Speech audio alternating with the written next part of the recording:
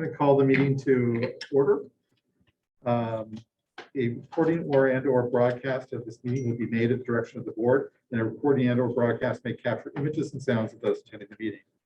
Let's do the pledge of allegiance. Pledge allegiance to the flag of the United States of America and to the republic for which it stands, one nation, under God, indivisible, with liberty and justice for all.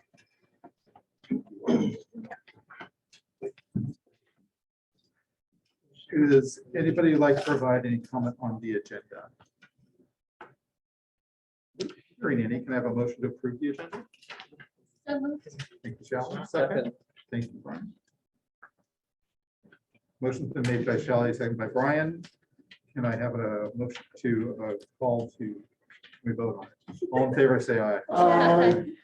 Anyone opposed? No, it passes 5-0. Thank you. I'll get there. Yes, sir. Reminded you, we should be doing roll call. You can roll it. Yes. No action was taken in closed session. Mr. Baird. I am going to have a lengthy agenda, so I will save my comments. Great. Consent calendar. Any board members like to provide comment on any of the consent items? Have a motion to approve the consent items as presented. So moved. Second. Thank you. Moved by Shelley, seconded by Vladimir. All in favor, please say aye. Aye. Passes 5-0. Thank you. Yep. Roll call votes. Is it no- So many other boards are doing that. I actually looked them up. to double check it. Okay, Just recheck it. okay. I will do that for all the others. Yeah. Employee request to address the board. Kate. Hi, good evening. Last Friday, a group of LASD teachers and I met with leadership associates for an input session. It was a productive session, and I heard positive feedback from the participants, indicating that the process was empowering and appreciated. We are looking forward to getting the input survey for our members as well.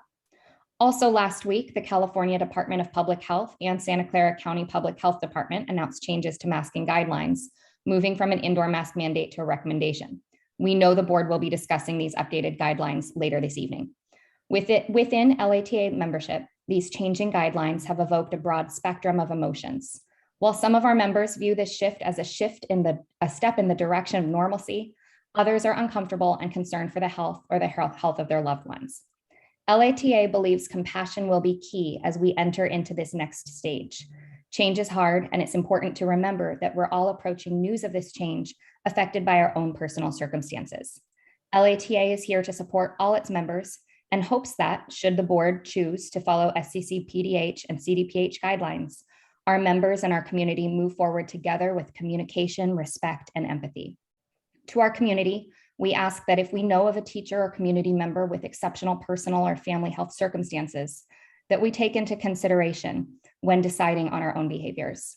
Taking each other's safety into account is one of the actions that has helped our district navigate through the pandemic relatively smoothly. And we know that, as always, we are in this together. Thank you. California School Board Association. Elena, do you want to speak tonight? Yes, good evening. I'm Elena Shea, Vice President of CSEA Los Altos. I too am speaking about the changes to the mask update, which I know you'll be talking about later.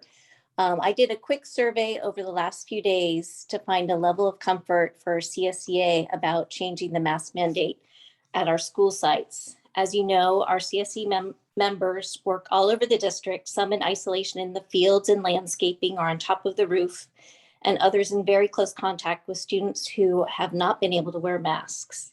So there's very different levels of comfort. There's, like LATA, it's a split result. Many people are comfortable, many people are uncomfortable. And one honest person said that she was semi-comfortable, which I think most people would have probably chosen if they could have. But moving forward, we all agree on being respectful of each person's choice to wear or not wear a mask. All district employees need to model for our students and community how to work together with different levels of comfort and work to prevent any pressure around personal choices on masking. When the mask mandate is changed, whether it's sooner or later, we ask that the district continue to provide guidance and detailed information to employees, parents, students, and the community, including our partners such as daycare, after school, and PTA about any changes. That we model and teach how to be respectful of personal choices on masking. Continue to have masks available for students and staff at school. Continue our other COVID prevention protocols, such as pool testing at school, providing the at-home tests with a reminder to do that after the break in April. Keep our ventilation systems up to date, continue the daily symptom checker, and instruct people and students who do not feel well to stay home. Teach good personal hygiene, including hand washing, covering sneezes and coughs. Encourage and promote COVID vaccines, and if possible, share the percentage of students vaccinated at each school, which we think could help volunteers feel more comfortable coming into schools, even if students are unmasked. And we ask that the district continue to monitor COVID cases and adjust our protocols as needed, as we've really been doing for almost exactly 2 years now.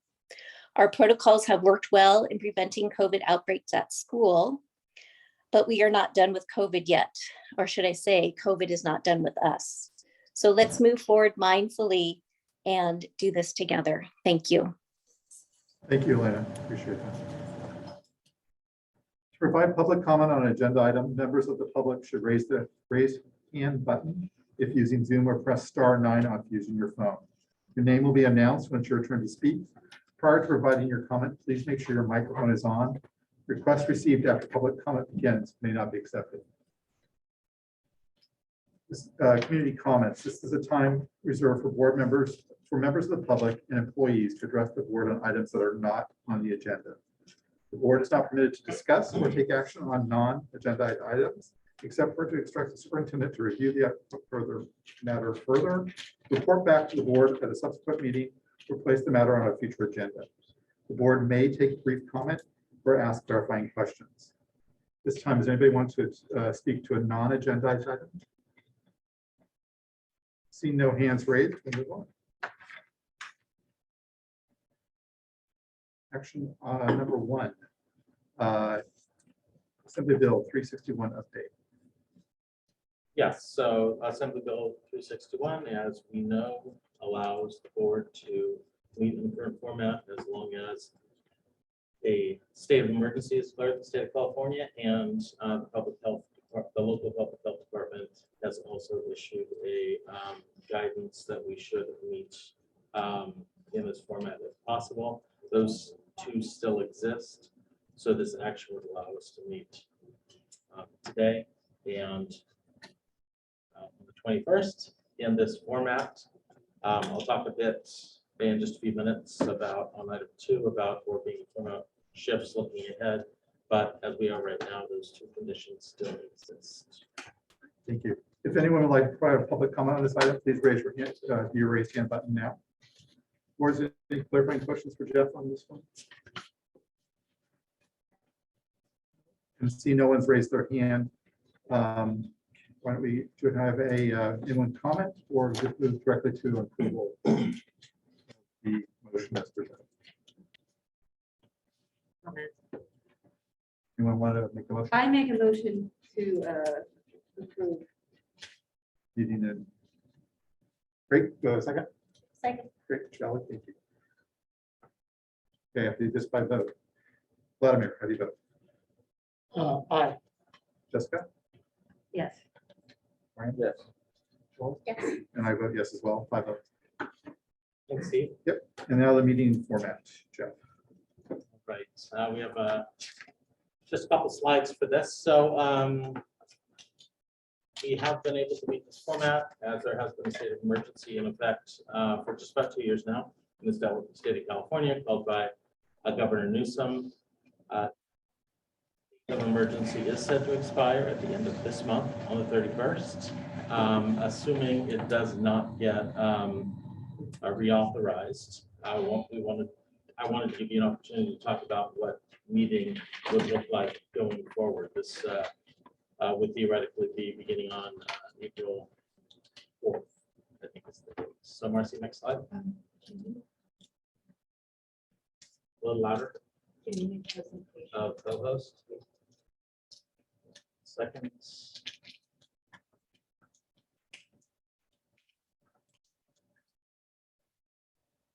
All right, there we go.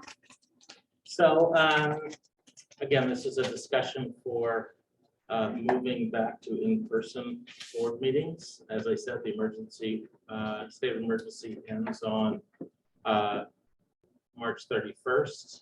We do still have in place an order from the Santa Clara County Public Health Department giving guidance to meet remotely whenever possible.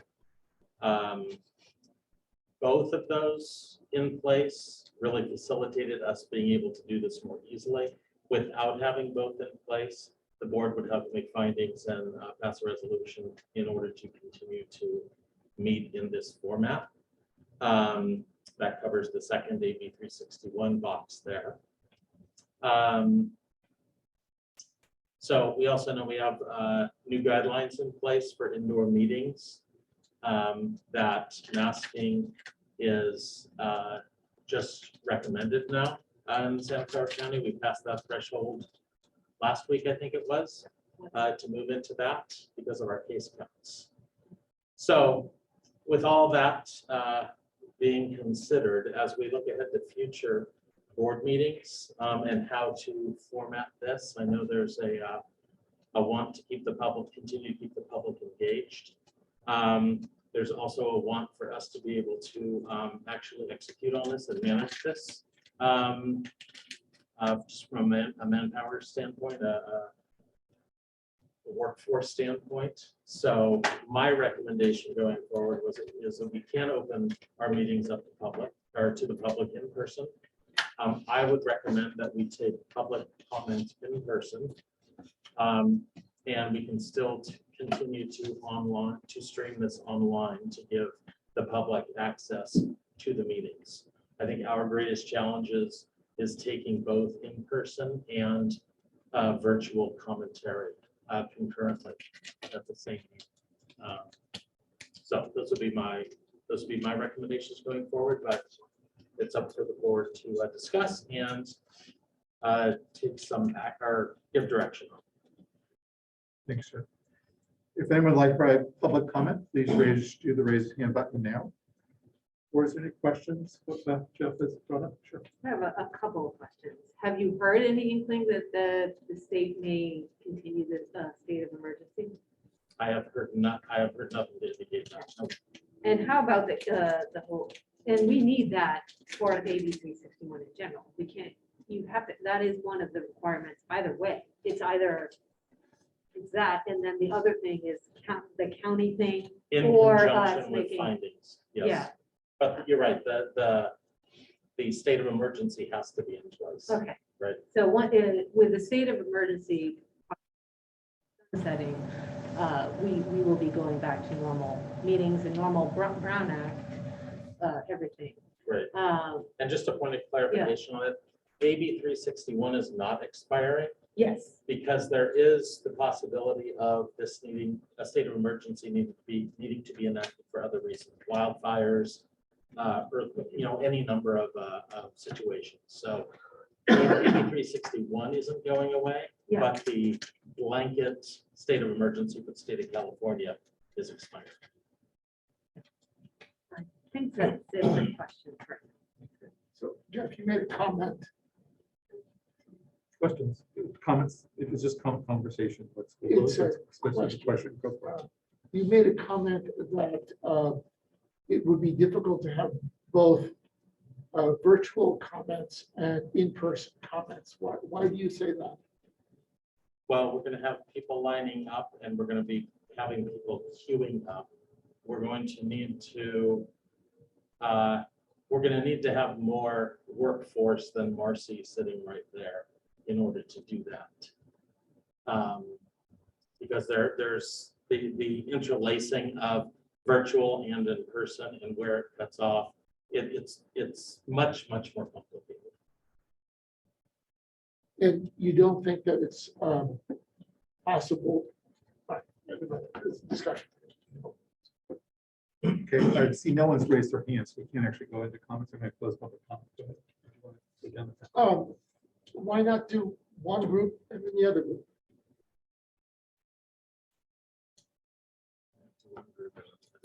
So have all the people here speak, and then we turn it over to virtual, and everybody else speaks. I mean, we could do anything.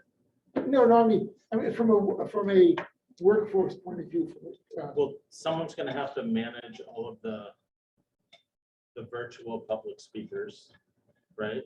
And someone's gonna have to manage all the in-person public speakers. We're gonna need more staffing here in order to make that happen.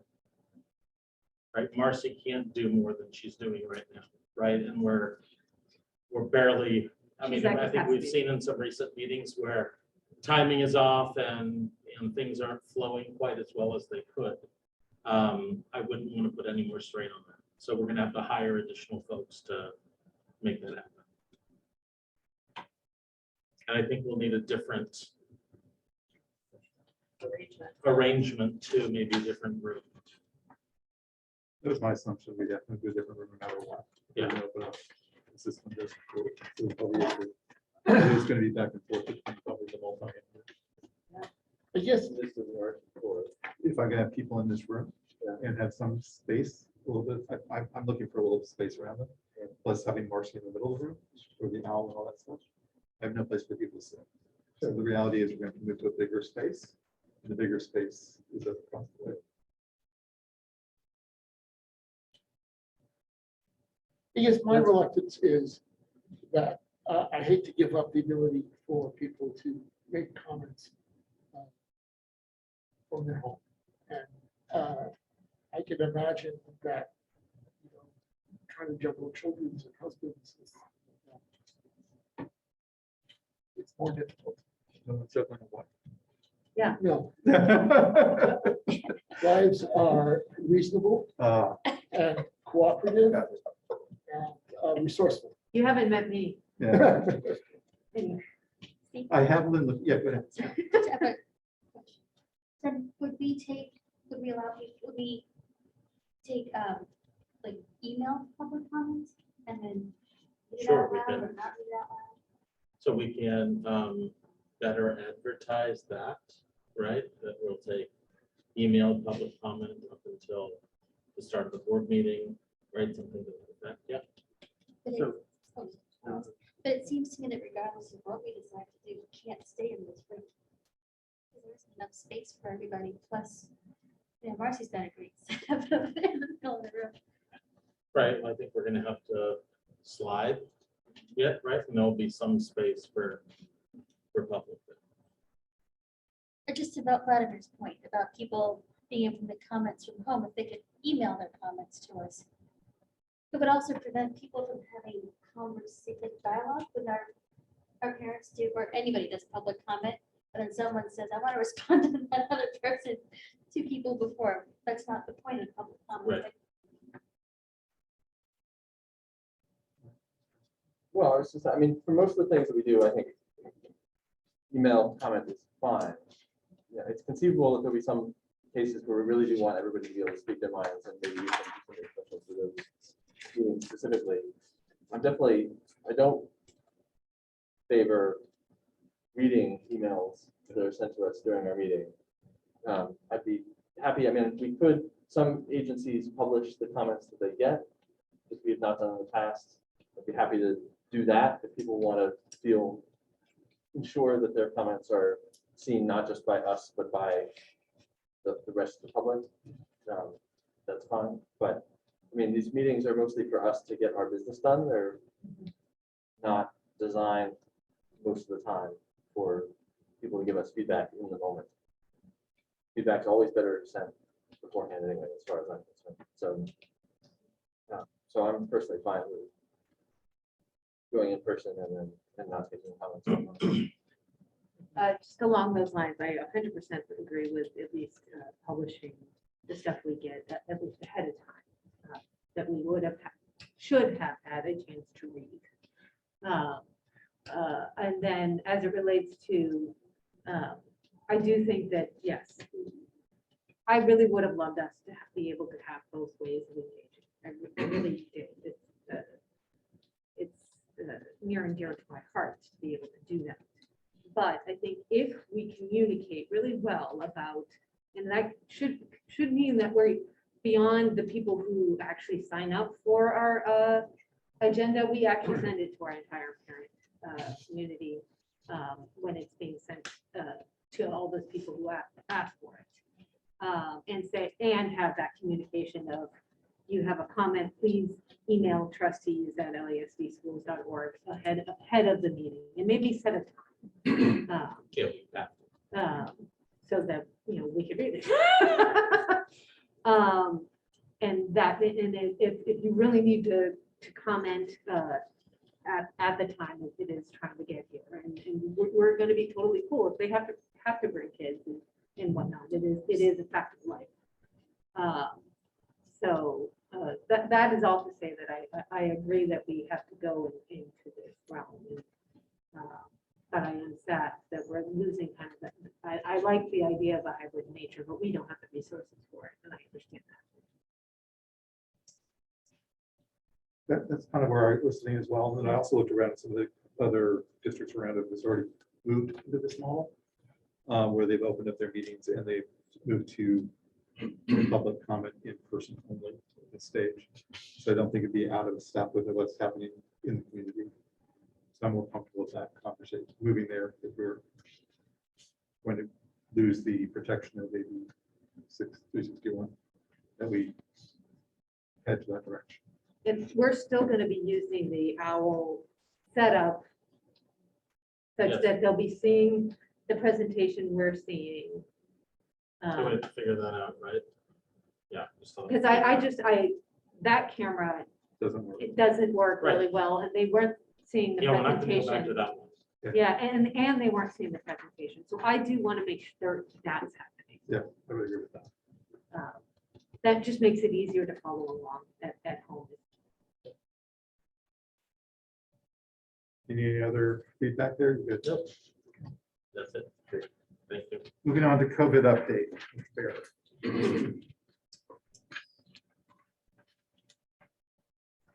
Right, so wanted to bring to the board our typical update, change the format a little bit. But you've seen this slide before. The case rate in Santa Clara County, much like the state and the country, is plummeting. If you remember, we were up around or just above 4,000 cases per 100,000 just 6 weeks ago. So we are down significantly, down to 261 cases per 100,000 on a 7-day rolling average.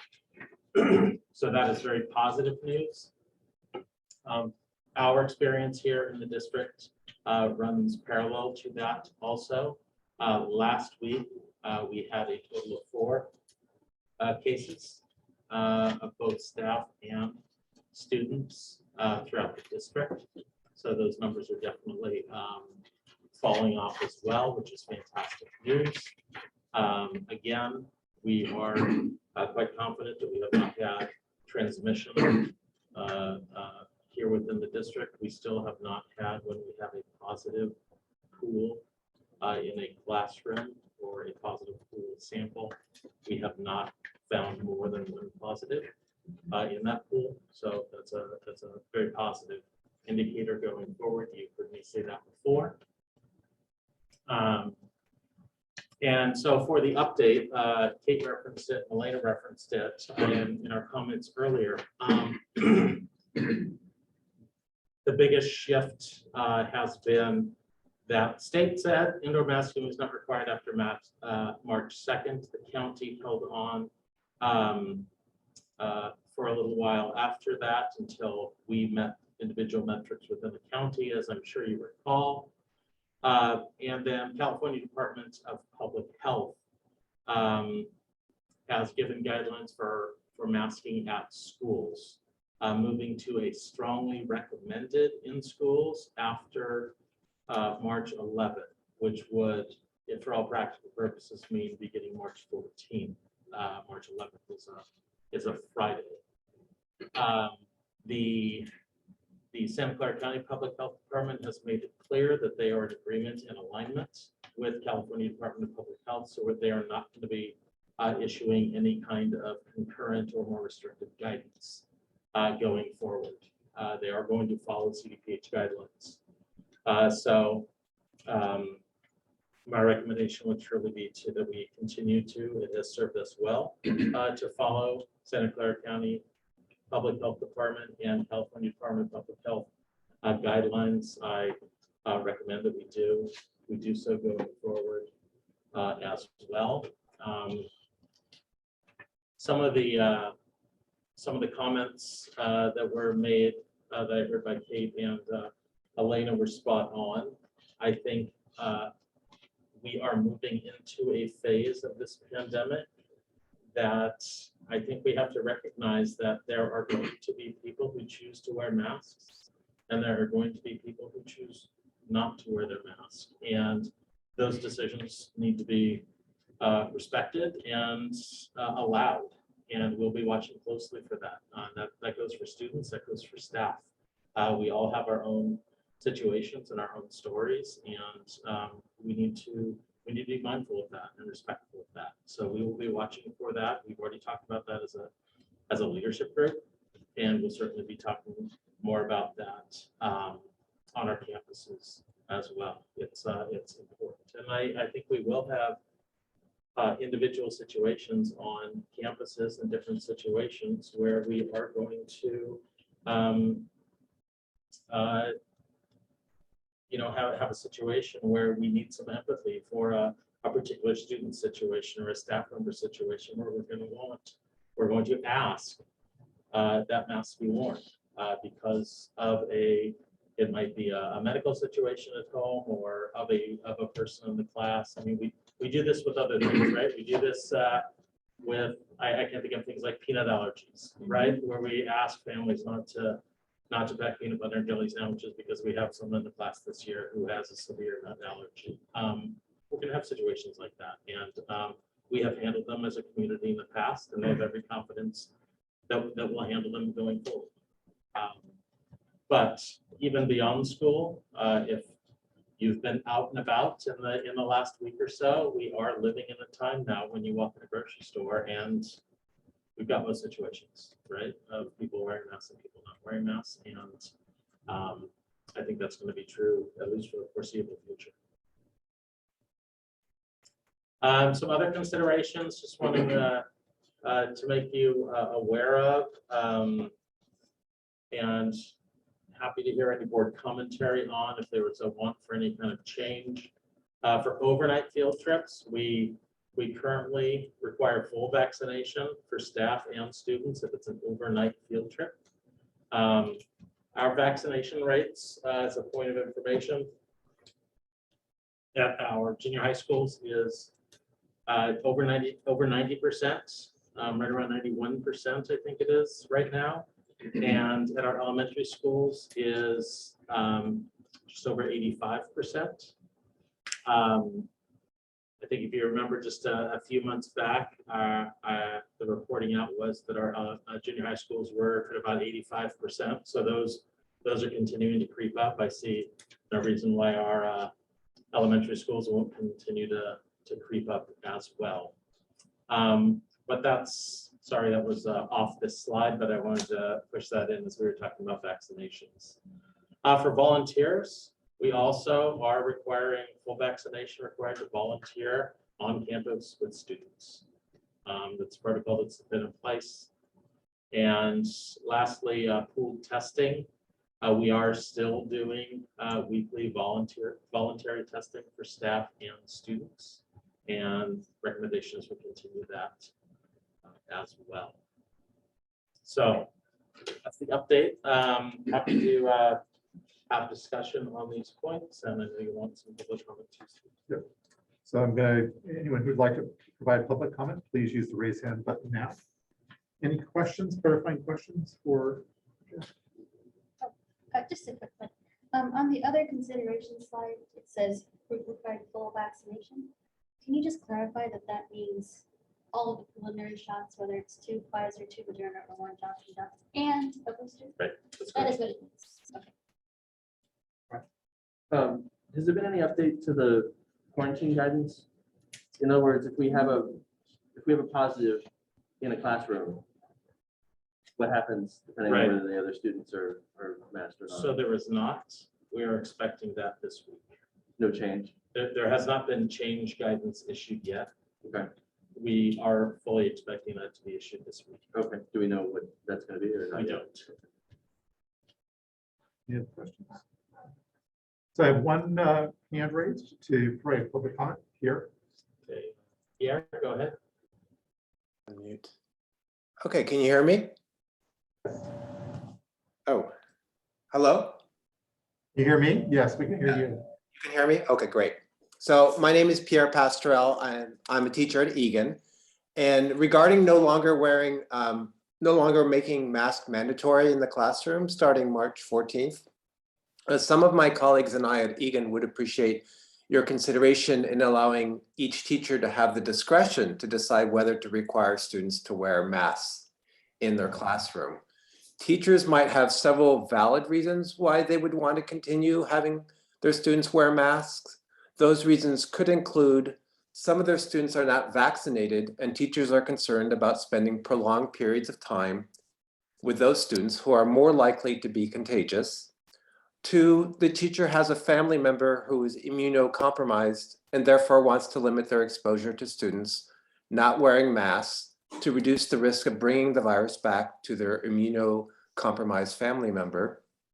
Or 3, the teacher simply does not share the same optimism as the state and county about the low risk of contracting COVID when masks are not worn indoors. And that can cause unnecessary stress on teachers. And then the last point was, although tech companies like Google and Apple, they're no longer requiring masks indoors, they are requiring their employees to be fully vaccinated and boosted to be at work. And because students are not required to be vaccinated, teachers are not afforded the same protection if some of their students are not vaccinated. Thank you for your consideration. Here. Okay, and then Lori, you're gonna be my last speaker. Lori, is it Sue?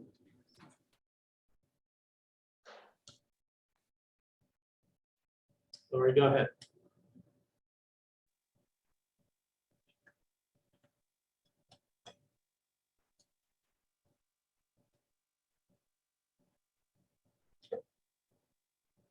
Lori, you're on mute on your end because we're not hearing you here. There you go. Try it again.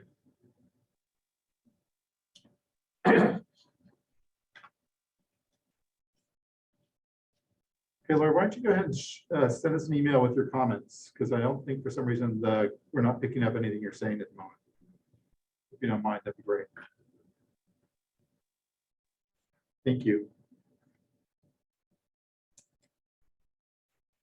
Okay, back to the board for discussion. You wanna start? Go ahead. Put simply, I think we have done well by following the county's guidance. We have one of the most conservative as it relates to public health guidance counties in the state, which has made us do very well as it relates to this pandemic. Sarah Cody really looks at the data to make sure we are a safe county. And I believe we should go with what they have said, that we are moving to strongly recommended and no longer mandated, but it is still strongly recommended. It's not necessarily going away. And I foresee a lot of us still sending our kids with their masks on because that's their comfort level, and that's okay. And I foresee kids taking them off because that's their comfort level, and that's okay. So that's where I stand. Anyone else?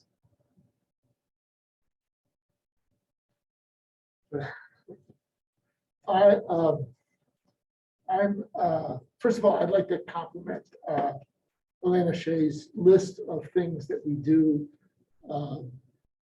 to prevent the spread of COVID. And I thought that was a really good list. Should be tattooed on everybody's eyeballs.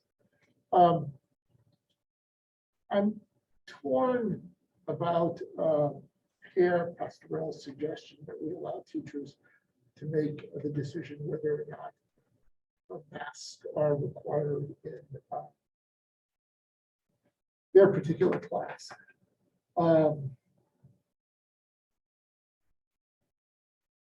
I can see a valid reason that immunocompromised family member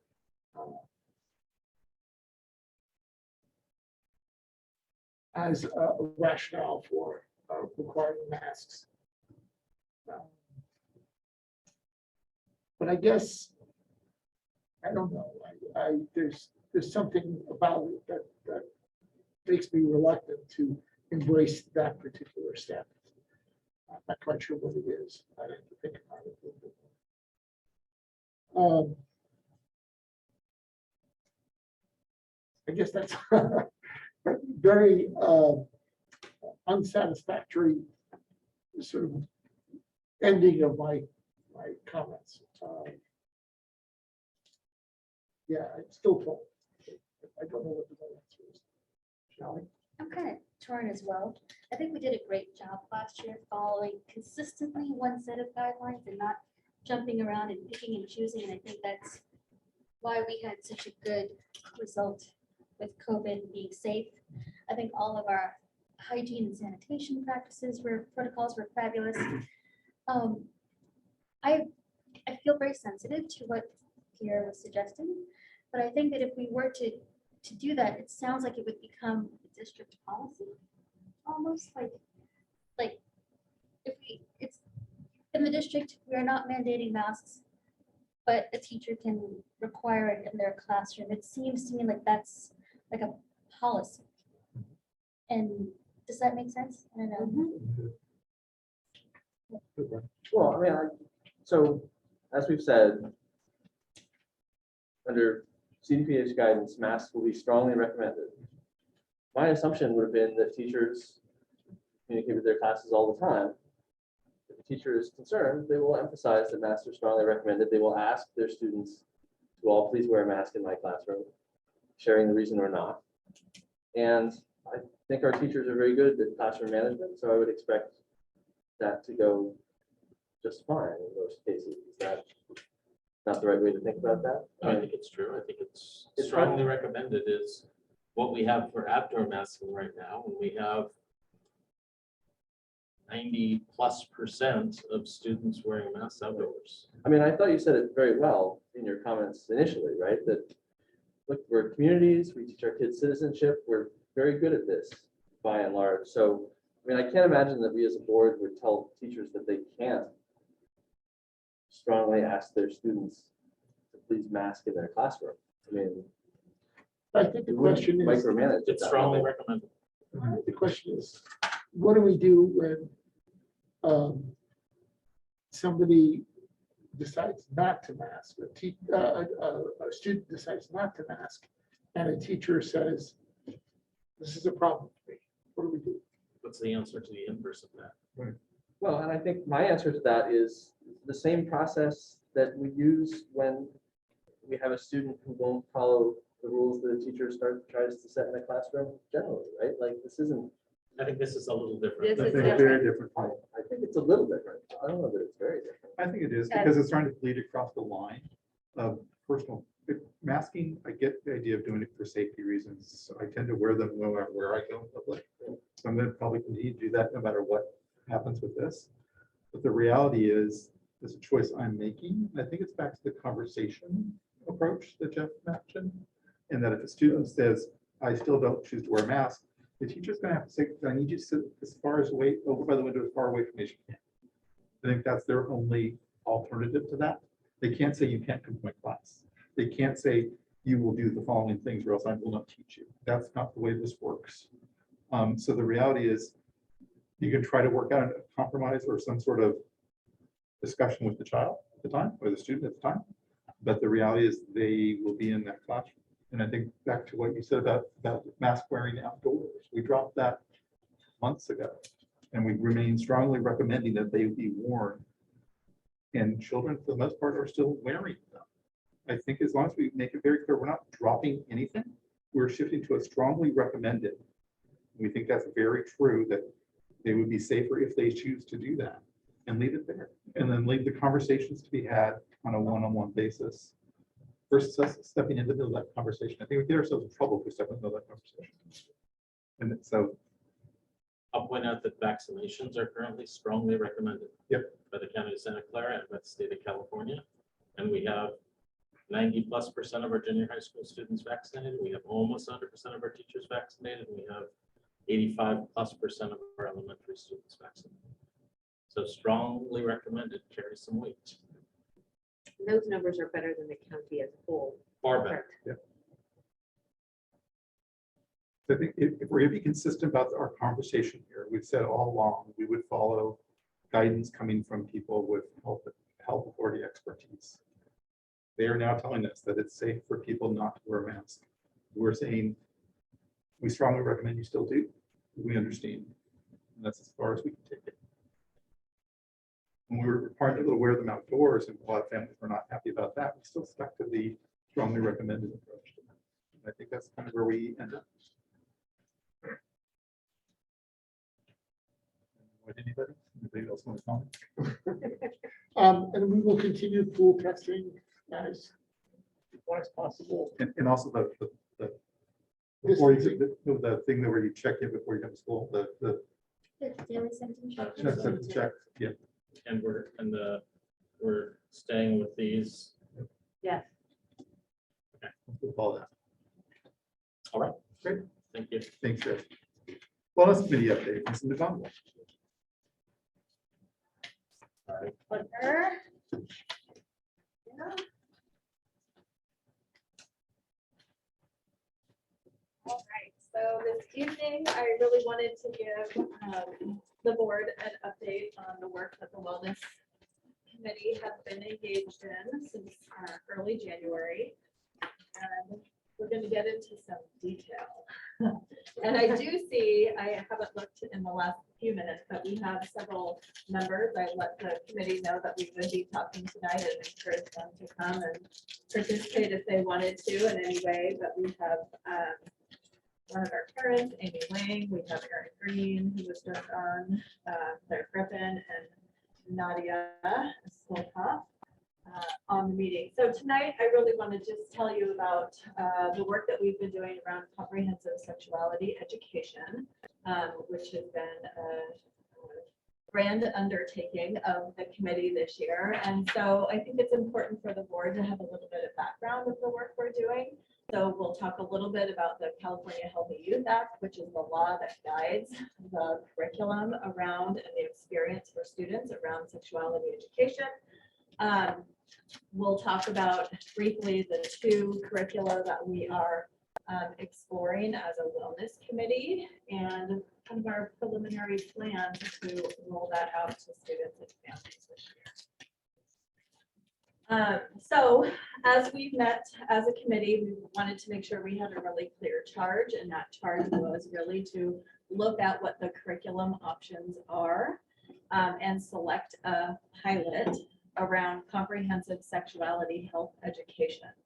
And really get some feedback from our constituents around what is the best way to pilot this in our classrooms. Historically, we have taught a little bit about puberty in 5th grade, a little bit more about puberty and reproductive health in 6th grade.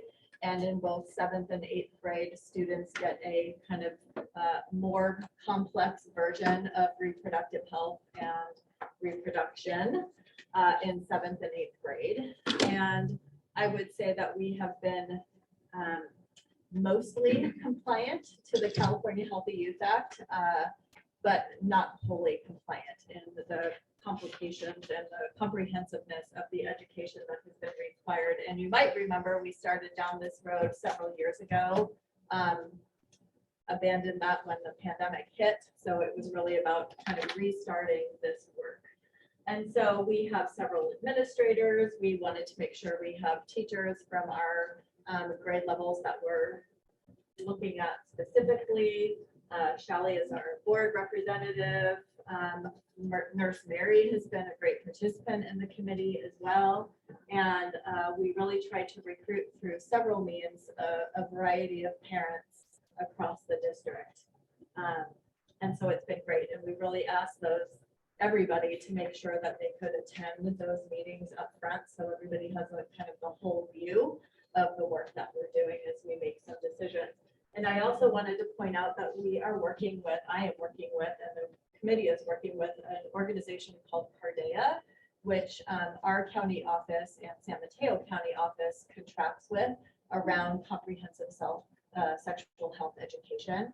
And they really are just great partners. They're incredibly knowledgeable in the law. They work with many, if not all, of the school districts around the Bay Area and beyond, state and nationally. And their agenda is really to make sure that schools are teaching comprehensive sexual health education, and they have a lot of great resources available.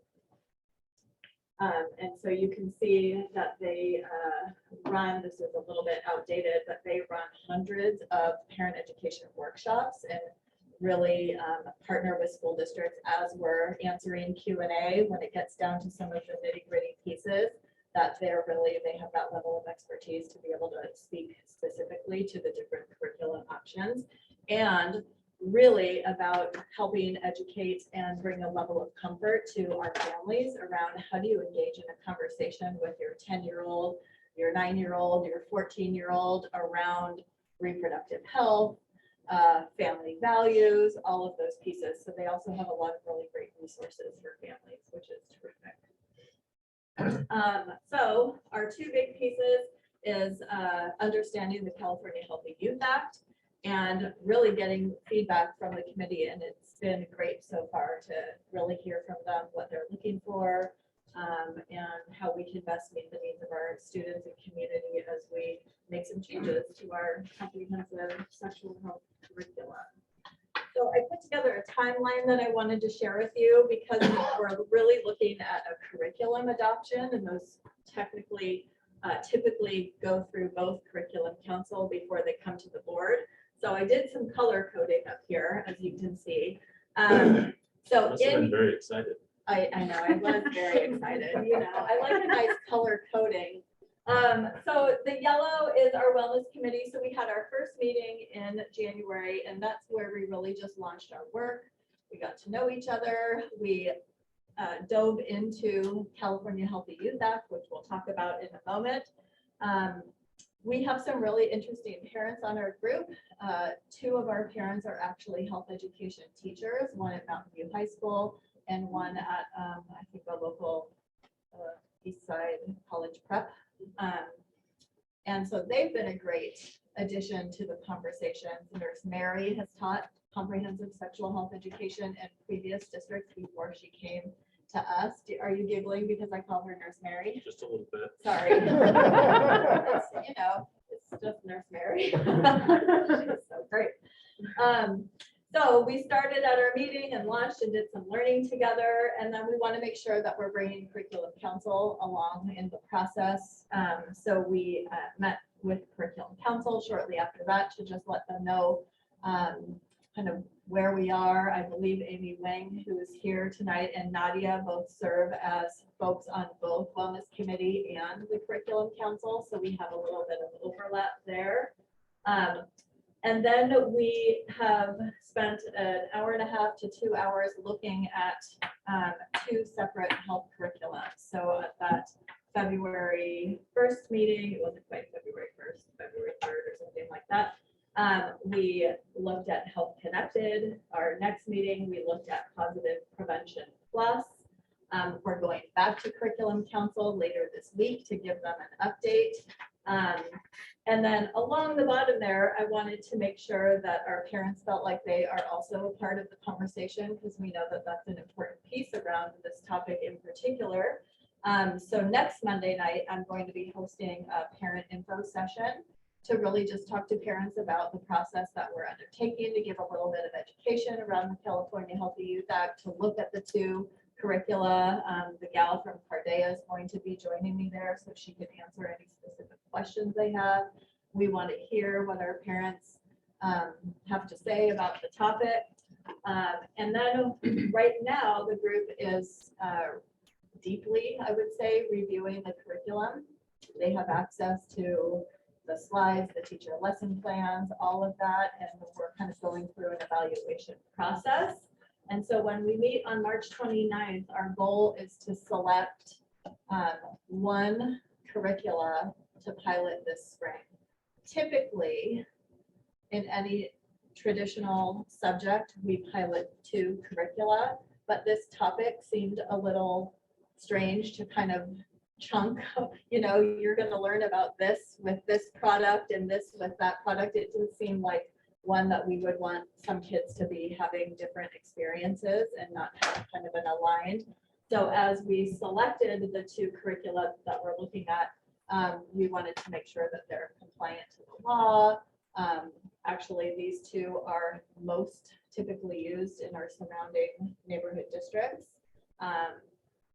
And so those are the 2 that we landed on. So on March 29th, we will select one to move forward to pilot this spring. And I've been working with the teachers, and I'll get into some details about what that plan looks like. Once we've made that selection, our teachers and our nurses will get trained. And that's when we'll have another more specific opportunity for families to come and get a deeper level of understanding around the curricula that we have chosen to pilot. We'll, of course, notify the families like your child's participating in the pilot and have an opportunity to come.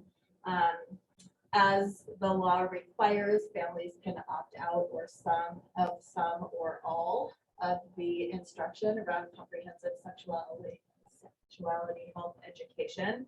So we'll make sure that they're notified of that option as well. And really that's going to take us through spring completely.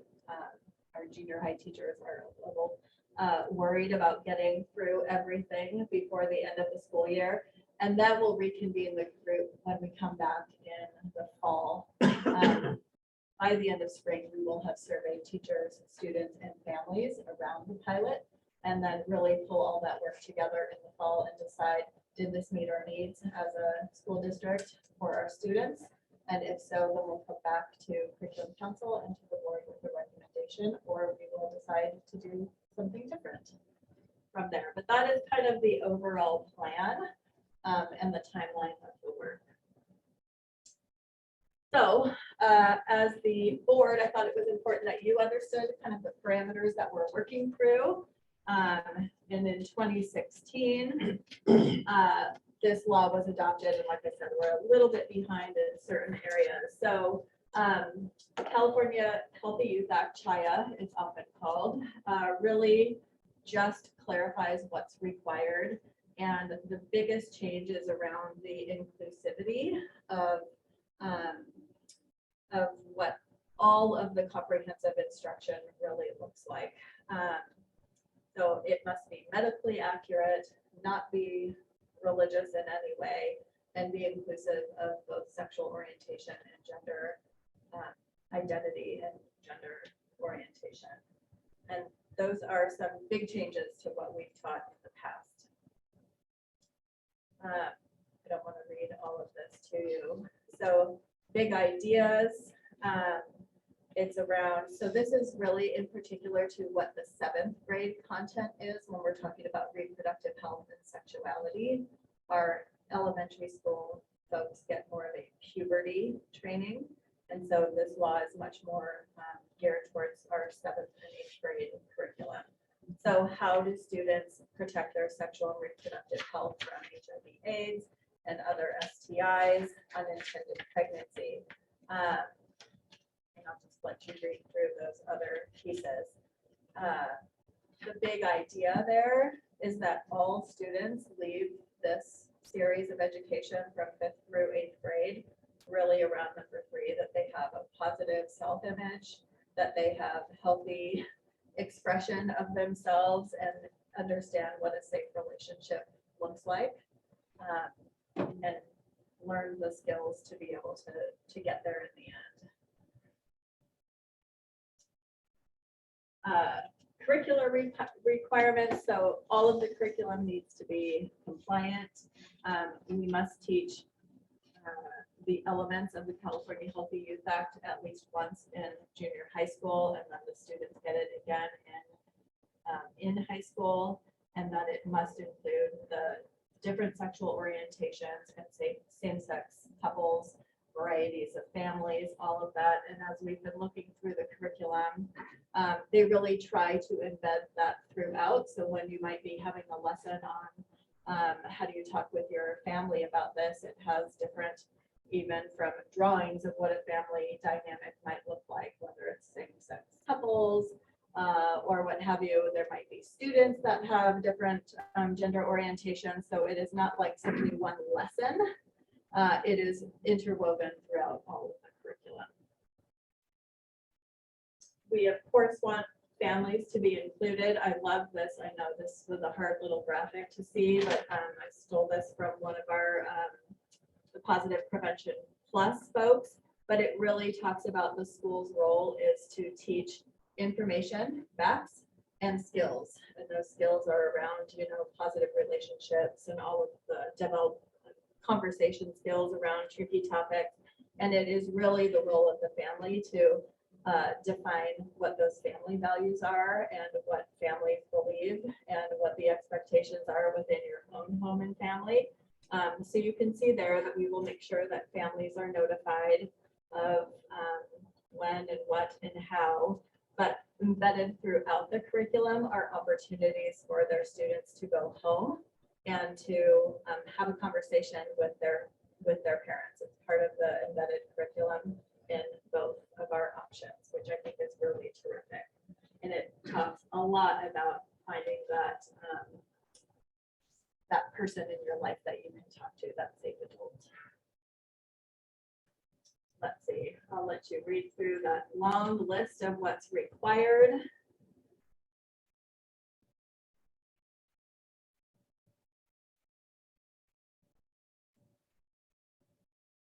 This would be in our junior high school curriculum.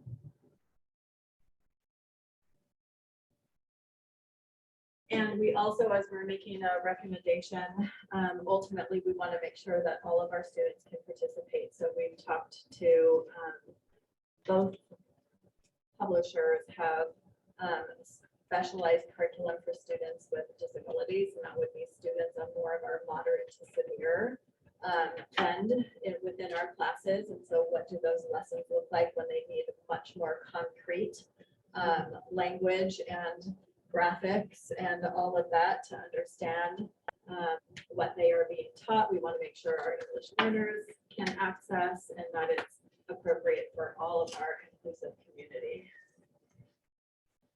So, as I said, we are reviewing 2 curricula.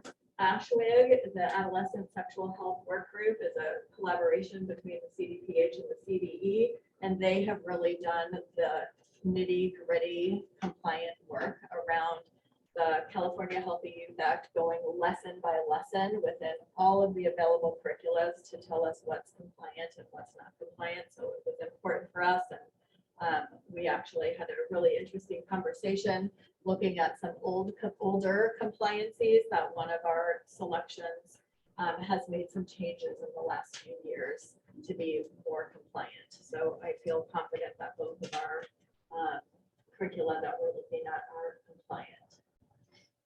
So we're looking at Positive Prevention Plus. They name their 3 curricula that we're looking at simply upper elementary. That's the puberty would be likely for our 5th graders, although that's also been an interesting conversation. A couple of our parents on the committee have talked about, is 4th grade a better space? Is 5th grade a better space? I know we've been talking to the nurses. The publishers themselves work with all of the surrounding districts well beyond our county. The recommendation from them and the typical path is that the puberty happens in 5th grade and the middle school kind of sexual health piece happens in 7th grade. But once we better understand how it all plays out within our own system, it's not atypical to say, well, we might take these 3 puberty lessons of the 8 lessons and do these in 4th grade. And we're going to do a repeat of these in 5th grade. I already was talking to one of our 6th grade teachers. So she's like, oh, we need the hygiene piece in 6th grade. So we are absolutely going to do a repeat of that in 6th grade. And then I know our junior high health teachers are talking about which pieces really fit in 7th grade and which would they like to see in 8th grade. So even though we really have 2 primary, kind of an upper elementary and a junior high curriculum, my guess is when all is said and done, it'll land kind of 5 through 8, maybe 4 through 8. And so Health Connected, they call theirs Puberty Talk. That's their 5th grade. Teen Talk is their junior high. And then the Teen Talk Adapted is for our moderate to severe special education students. So you can just see a snapshot of the topics of Positive Prevention Plus. You know, as I've been going deep into lesson by lesson, because they're compliant, they're all really teaching the same content. It's really about the approach to teaching. As we were getting an overview, Positive Prevention Plus really teaches through animated stories. There is a little troop of kids who learn and you follow these students apparently from 5th grade through until you get, and they actually revisit them in high school in their high school curriculum. So it's just a different way where the other Health Connected is much more teacher driven and not only teacher driven, but has a lot of great, it's not narrated animated videos. It's more traditional where their kids are having conversations and discussions or they're doing activities and what have you. So just a slightly different way of teaching. So you can see the topics that are integrated there. And so right now we have on deck our 5th and 6th grade will be over at Oak and Santa Rita. We'll be participating in our spring pilot. The 5th grade teachers will be teaching after they're trained, and the nurses will be teaching the 6th grade along with our 6th grade teachers. There are 6 to 8 lessons depending on which of the curricula we actually choose. So about a week's worth, they a little bit more of a daily lesson. In junior high, my last communication with our health teachers, again, they likely will not pilot all 11 to 14 lessons, but really pull out the pieces of the comprehensive sexual health part, because they've done a little bit already about relationships and some other different pieces. So they're working through exactly which pieces will be taught in which classes, but I have great faith that we'll work with our partners once we make that selection to make sure we still have a robust pilot, because we all know that's important. And I think it's fair to say that all of the teachers who have typically taught sex ed for us are excited about getting a more comprehensive published curriculum. They've been doing a lot of adaptations over the years, so it's really terrific. So our next steps, next Monday, we have our parent information night. On the 29th, we have our curriculum council meeting this Thursday. On the 29th, our group is planning to make a decision, and then our teachers will get trained. We'll communicate out to families and let that pilot happen throughout the spring. And we'll come back to you in the fall with something, either an update or a recommendation. So I am happy to answer questions. Thank you, Sandra. If anyone would like to provide public comment, please use the raise hand and star 9 button now. Any clarifying questions for Sandra on curriculum? I have a quick one. Yep. As it relates to, you said, as it relates to slide 10, which has the intention of the CHYA, but you said it mostly relates to seventh grade up. But one of the things that stood out to me is that number 2 has the whole develop healthy attitudes concerning adolescent growth and development, body image, gender, sexual orientation, relationships, etc. I guess I get a little concerned when if that's all that's waiting until seventh grade. I think some kids are, that is part of puberty, it could be fifth grade for sure, okay. Yep. So Okay. if you look through, they Oh, really yeah. do Okay. begin that. They're all connected. Where the line is, I will say, between the puberty talk or the upper elementary and the other one is, it talks about how a baby is conceived without talking about the act of sex. Yeah. So it is about a sperm and an egg, right? But it is covering all of those other pieces, Okay. but it doesn't get into the act of sex. Okay. But it's still getting into relationships, family values, all of those pieces. Because I want to make sure the kids are getting that information in order to feel comfortable in themselves to be Absolutely, healthy mentally going forward. for sure. And having to wait, I wanted to make sure they were not waiting Until until the junior grade. high. Yes. Yeah, and then that's why I think it's so great once we have a first pass at this, how can we create some younger versions of those same topics as well, right? Just like modification. So seeing no hands raised, I'm going to close public comment. Any other questions for Sandra?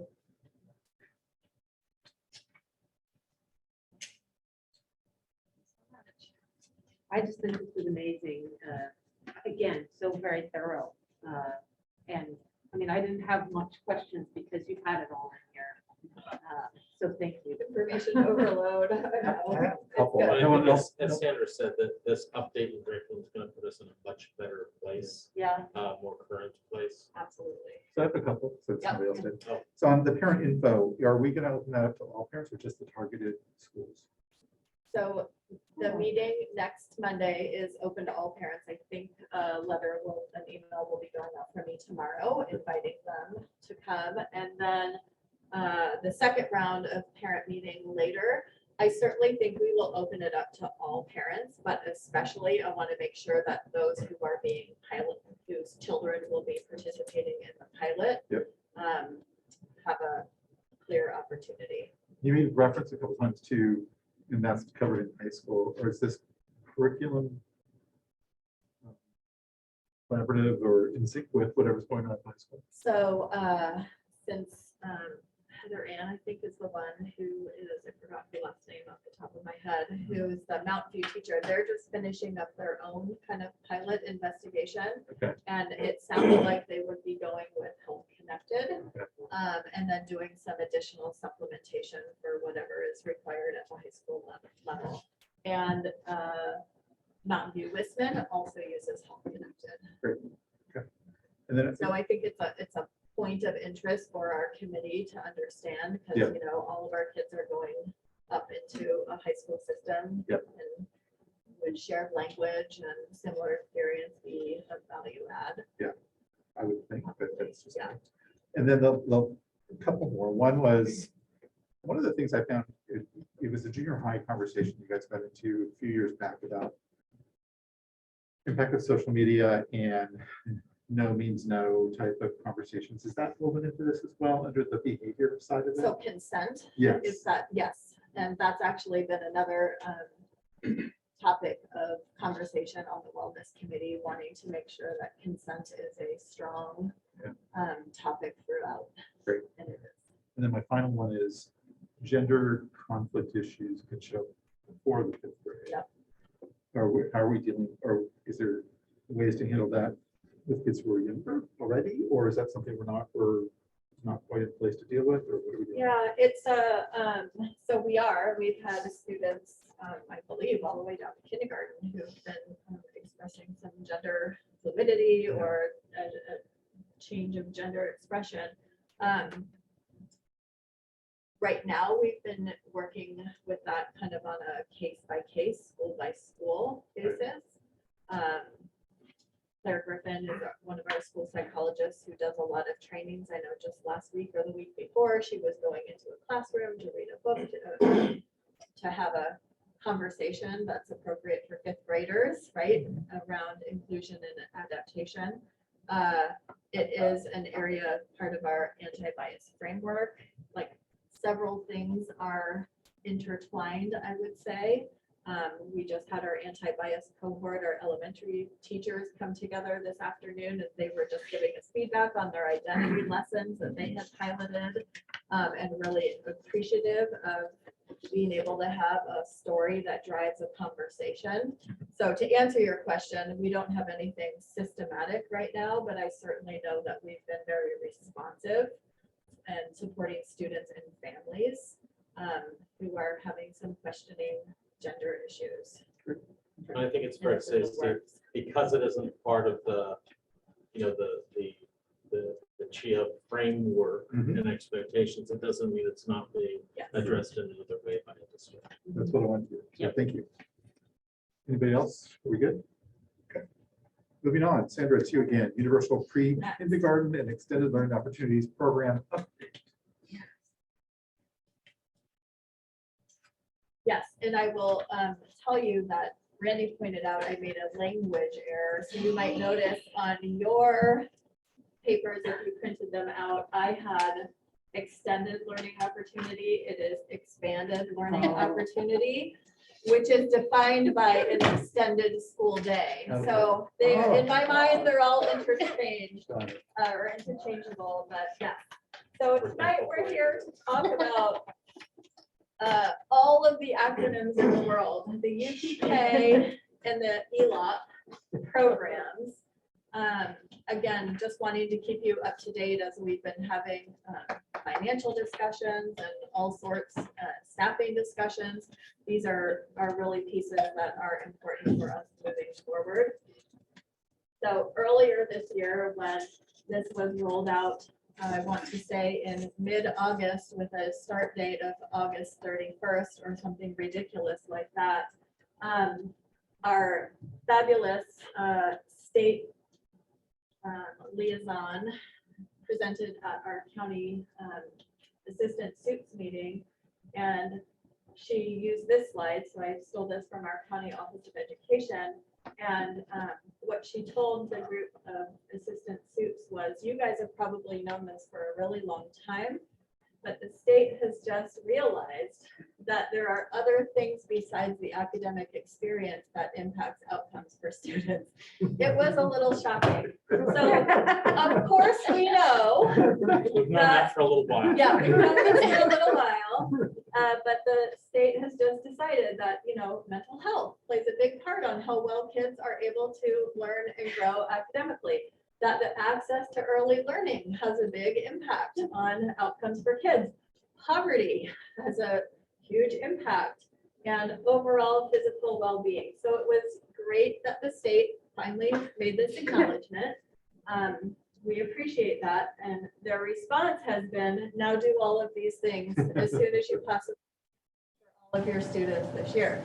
So the two we're going to talk about tonight are really the Universal Pre-K and the Expanded Learning Opportunities Program. You know, Randy, I think, is providing an update tonight on the universal meals.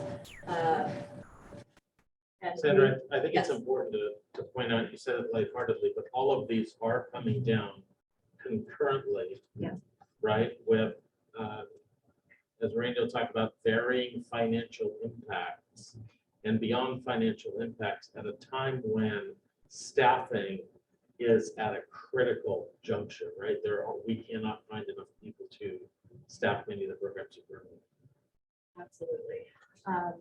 Yeah, and I would say every month when I go to my county meetings and the same fabulous state liaison gal is there. She really is fabulous. I'm not saying that sarcastically. I do believe that she is trying to get the message from the school districts back to the state legislature, explaining the challenges of everything that they've put down on districts this year. So we're going to start, all of these things are intertwined, and I really tried to figure out how I could make this clean for you, and it's just not clean. So universal pre-K for us is defined as transitional kindergarten. We're not a district that is required to have, we don't have the population to provide a federally funded Head Start program or some of the other programs that are required. So for us, the work really is around universal TK. The goal of this whole program, though, is that all children will have access to a full day of learning their year before kindergarten. So it is about partnering with your private preschools, with your care providers, all of those pieces. So students have a full So- day. Just 1 year, 1 day? Yes, Vladimir. Okay. So just wanted to talk with you a little bit about some of the work. So as we think about expanding TK, does that go? Yes. To serve all 4-year-olds, which will be coming down the pike, we really need to fully rethink our TK program. And I wanted to make sure that you all knew that there's going to be extensive work that needs to happen. Right now, we serve students who all turn 5 by December 2nd. And once we get fully ramped up, we'll have students who have just turned 4 years old when they enter school. And it really developmentally is a huge difference to what we're, the students we're serving right now. One of my favorite things that I've learned in my different webinar trainings is about the continuum of play-based learning. And I love a good continuum. Everybody says that early childhood education should be play-based. And so there is not one definition of play-based. There's actually a continuum of what that looks like. Everywhere from free play, go play kids, you have all sorts of things and tools and resources, to highly structured play by the teacher where it's very learning directed.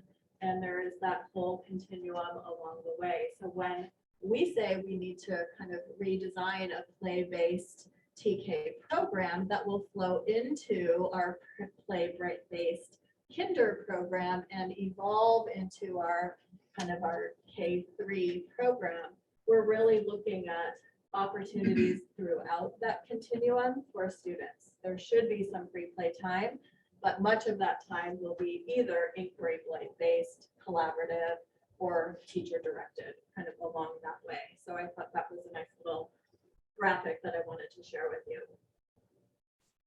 You've seen this timeline as it rolls out. For this coming year, we're moving out 2 additional months. So instead of by December 2nd, it's February 2nd, and each year it moves 2 additional months until we have all 4-year-olds before September 1st in 2025-26. I tried to hypothesize what that could possibly look like for our district. We know next year we will have, I think right now we're at for sure 3 classes. We'd love to get it to 4, and depending on how that moves out, if we looked at our current configuration of a kinder or a first grade group, we would have anywhere from 14 to 17 classes across all of our 7 elementary schools. Theoretically, it should mirror whatever our kindergarten numbers are at a given school site, Mhm. right, when this is fully fleshed out. I think important here too, just to understand the age of the child we're talking about. In 25-26, we're talking about having potentially some 3-year-olds on campus when we start school on August 20th, Right? right? Absolutely. And they'll turn, Yeah. and they'll turn 4 on September 1st. So there are a lot of considerations when we're talking about having 3-year-olds and young 4-year-olds Yeah. on campus, right? Beyond just learning. Absolutely. So we need to be doing some planning to get us there along the way. I worked with Randy to just think through what cost might be as we add a whole new grade level to our school district.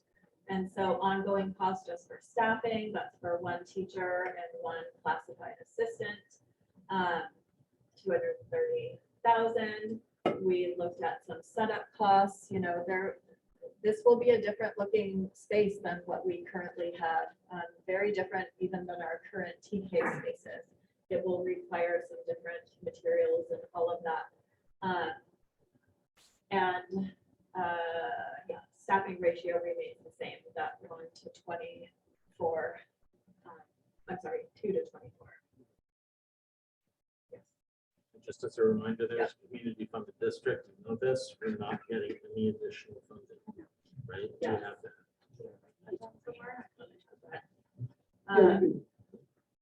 Yeah, we're getting very little funding. So as we go back to that thing, overview of looking at eventually perhaps having 2 to 3 classrooms at each of our elementary sites, we're talking anywhere from $3 to almost $5 million to add this full ongoing, to add this full new grade level. Of course, there's lots of ways we could, depending on what happens with our own enrollment district-wide. If there's some way to use existing staffing, I'm sure in the front end, but as we continue to grow, this will certainly be an impact on our district financially. Yeah, and we're getting $143,000, just under $143,000. And Randy, you don't think there's no additional funding in the works for our district? And so I do need to develop a UPK plan. They put out not required, but a highly recommended template to use. So that will be coming to you before the end of the school year. And, it's another extensive plan where we have to create a vision for our TK program and go through all sorts of good thinking about what it is we want to serve the 4-year-olds within our community. And so this is now where we transition. So all of that cost is to provide our typical 6-hour school day. But the ELOP program actually goes and intertwines with the universal pre-K program. And so we really, which is why I underlined it, when they talk about a full day of learning, they're not talking about a 6-hour day and what they want for TK. So for next year, we need to serve at least 50% of our unduplicated TK pupils in a full 9-hour day. And so my understanding, and this kind of changes every time I go to these meetings as they get more clarification and people are pushing, and so we have to offer a 9-hour day to 100% of our unduplicated TK students next year. We have to provide it at no cost to at least 50% of our students, assuming that we have the people who want a 9-hour day. And that's for next year. Yeah. So some of our next steps around that, because that's happening quickly, of course, we enrolled or are in the process of enrolling. So I'm going to work with Bridget and really do a survey around the needs of our TK students. It's a little bit challenging because with the Universal Meals program, we no longer really ask folks if they qualify as a free and reduced lunch eligible family. So we need to figure out what that's going to look like, because we certainly, a lot of funding hinges on our socioeconomically disadvantaged population. So we want to be sure that we gather that information. Well, and the challenge is, these are TK families. They're not even in the door yet. We don't Right. know them. We don't have the relationship. We don't have that kind of information yet, but we Yes. need to know it in order to launch a program. Right. Chicken and the egg. Yes. The same is true of our English learners. So students are, until we actually give them an initial assessment, we kind of consider them TBDs to be determined whether or not they are English learners. And that usually takes a couple of weeks to get going and get the results back. So all of this is going to be kind of a influx beginning of the year to make sure we can get to that 50% serving our population. Because of that 9-hour need, we're really looking at where is where are the best locations to have our TK classes. We, of course, need to staff those classes. Right now, we have 2. We know we'll have at least 3 next year, but we also want to build some capacity as we think about expanding the program. It is a different mindset to, and a different skill set to work with 3 and 4-year-olds. We want to work with, and I think we've begun reaching out to our on-site care providers around that extended day for next year, knowing that we don't have the capacity to build something from scratch and be able to staff it for next year. We have great on-site care providers, so really understanding who has availability, who can work with us to offer that 9-day program. We don't have to offer it at all of our sites. Our 9-hour program, but we need to figure out exactly what that looks like. And because both of those things, our UPK and our ELAP programming, require so much work and coordination and planning, we have posted for a new categorical programs person to join our team. And I think it will be really critical for this person over the next 5 years to really build out a solid program. There are so many pieces to consider, not only the academic TK program, but what is it we want for our extended learning program within our district. And this is something we've talked about for a long time. So I'm excited to have a person who's really laser focused on working with us to get this implemented, planned and implemented. So that's just TK, and that's our requirement for next year around ELA. But moving forward, the whole goal is really about allowing or providing an opportunity for all TK6 students to have an access to a full day of learning,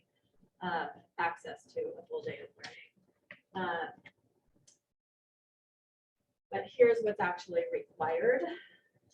And so starting in 22-23, this was supposed to be started this year, and then they pushed it to next year, and then so it's now 22-23.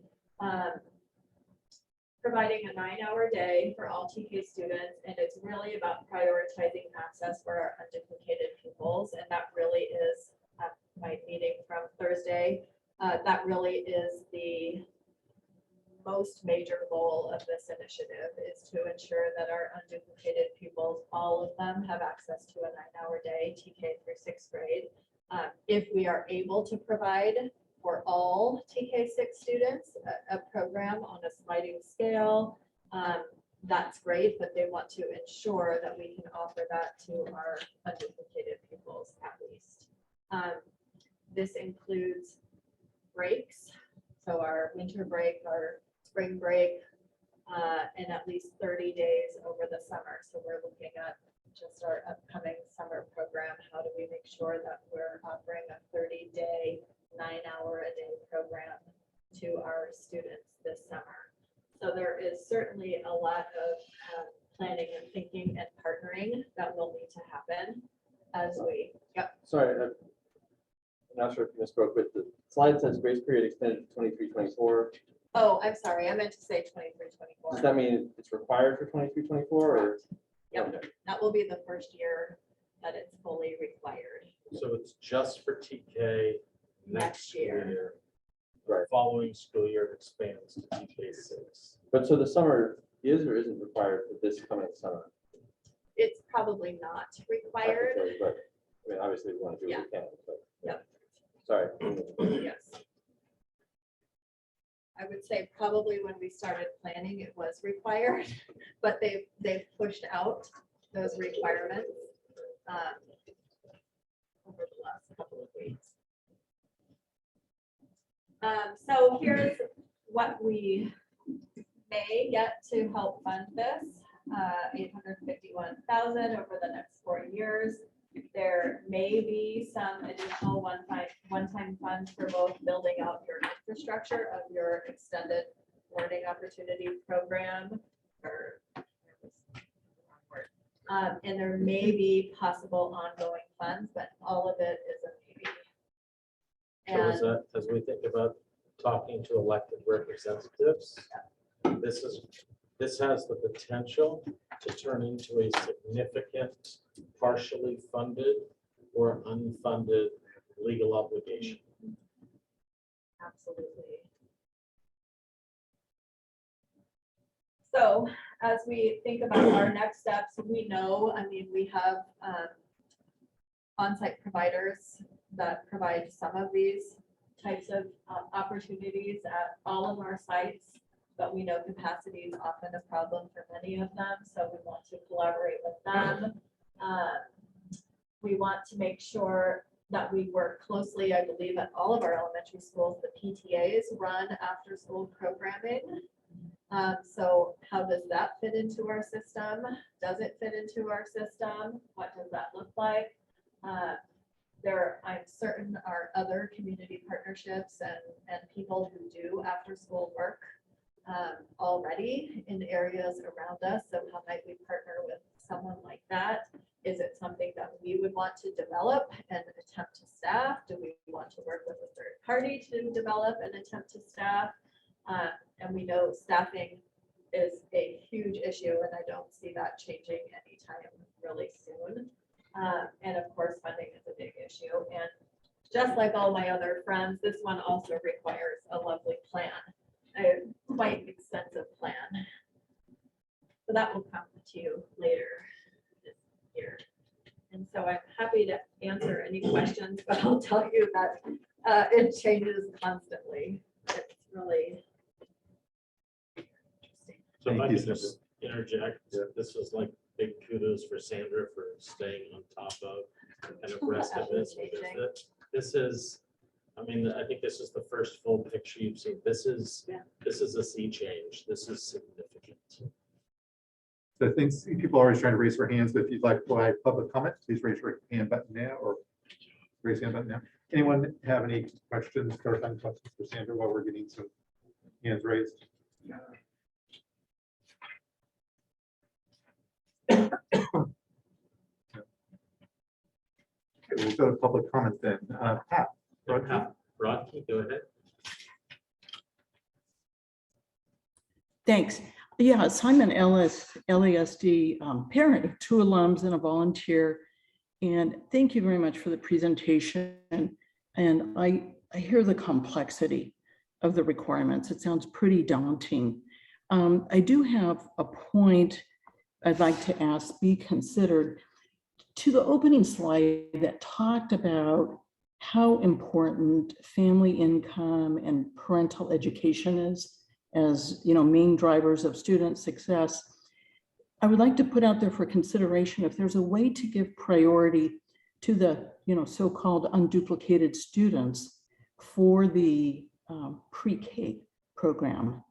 And, you know, I understand you don't necessarily have them all identified because they are pre-K. Sounds like you do know about a number of them, but hopefully through outreach. And I know some number of the LASD students go to Head Start in Mountain View if there's a way to find them, because they would certainly be very high need.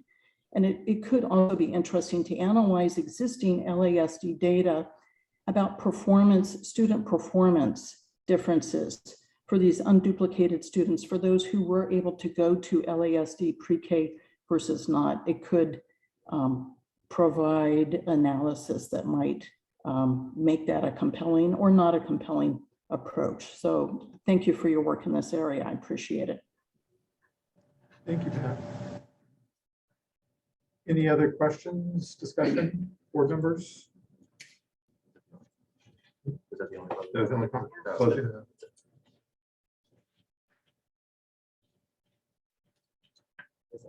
Good question, actually, sort of to follow up on that. So the rollout of TK is sort of the legally required dates. I don't know if it's even a possibility to consider if we have a partially filled classroom, basically, to open those slots at some point for kids who are slightly past the cutoff, who might fall into these categories, and start serving some of those kids a year earlier than we're necessarily required to. I mean, because obviously if you have a partially filled classroom, you can, in theory, add students without increasing the cost and doing a little bit more, so. Yeah, and I think even looking at we talked about pre-K and actual preschool, right? We have our amazing inclusion preschool, and how might we either expand that to be able to serve more students, or think about a different location for another preschool. Yeah, it's about, I mean, then it all becomes, which is where we should be going, right? Is that earlier identification of families and building awareness and making sure that they get in the pipeline here earlier, right, rather than later. Yeah. But a TK kind of becomes maybe the second step, right? Yep. Yeah. Well, and it'd be interesting as we're doing that, to the extent that we can gather data, think about gathering the data now and try to build up some sort of longitudinal comparisons of how kids are doing in second grade, depending Absolutely. on where they were Yes. in their TK years. So, It just was right. Yeah. So go ahead. As a lot that relates to the ELOP and the extended day, I think it'd be worth it, and you may have already checked out their program. No, sorry, well, Think Together is good too, but I actually was thinking of, what's the town in East Bay? Orinda, okay, it's not Orinda, Orinda. Yes. They have a program where the school has their after-school program, and it's done by the school, and it's just drop in. And it's something to look at to see how they're doing. Their demographics are similar to our own. I say this, I only know it from experience because a friend lives in the area. It is definitely a sliding scale pay situation, but it's something we should definitely look at, because the price she was telling me for her to pay was like not much. And you could just drop your kid in that day. Anyway, so I think it's something we should look at. Yes, we probably need to partner for this next year, but it's something to look at going forward. I was gonna say to follow up on Ryan's comment. And I sent you this article, actually paper, the effects of statewide pre-kindergarten program on children's achievement and behavior through sixth grade. And the unfortunate result of looking at close to 3,000 students was that children from poor families who attend a state pre-K program did not, for the most part, become proficient readers in third grade.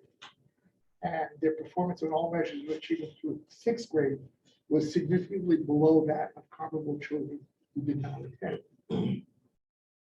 So the challenge there is to determine how, if and how our children are different from the children that we're looking at. And if they're not, then we really should rethink how we approach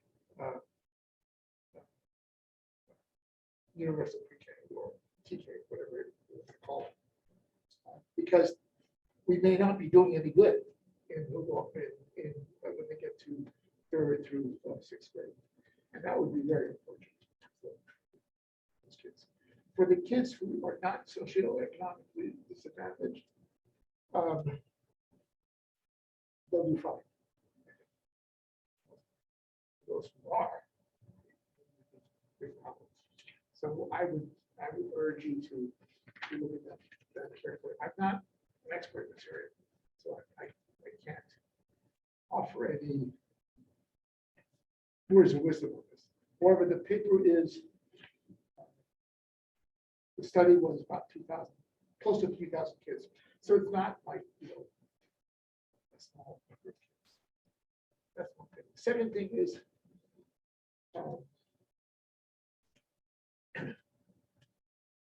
it sounds to me that this is potentially something that's really quite different from what we have operating now. And we may want to consider either splitting it off or hiring or somehow or other doing something different from the regular programs, whether it's partnering to somebody else, or whatever the thing is, but it's not. I was thinking, as you were talking, if we have 3-year-olds on campus, are they potty trained? Can you change diapers? You know? Sorry. I don't know. What's that? He'll be gone now. Yeah, You need something to take care of it, right? Use your time. Tire your back. right. But so, I mean, so it is a very different kind of program than what we've done before. So we, you know, we might want to sort of like. Yeah. The second thing, the third thing is, I think I mentioned this before, Think Together, talking about Orenda. Think Together educates hundreds of thousands, provides after-school programs for hundreds of thousands of kids in California. Not so much up here, but mostly in Southern California. And we're lucky that we have at least 2 members of our community who are on the board. My husband's on the board. Think Together, SAC is also on the board. So we have access to some good information. I don't think, I would not ask, I personally would not ask for any special papers, but we have access to some good information on what's possible, what's not possible, what works and what doesn't work. So I would, in your spare time, you could. It would be together, they, because they are a nonprofit, they also are getting EWOP funds. Anyway, that's why. So I would urge that there. And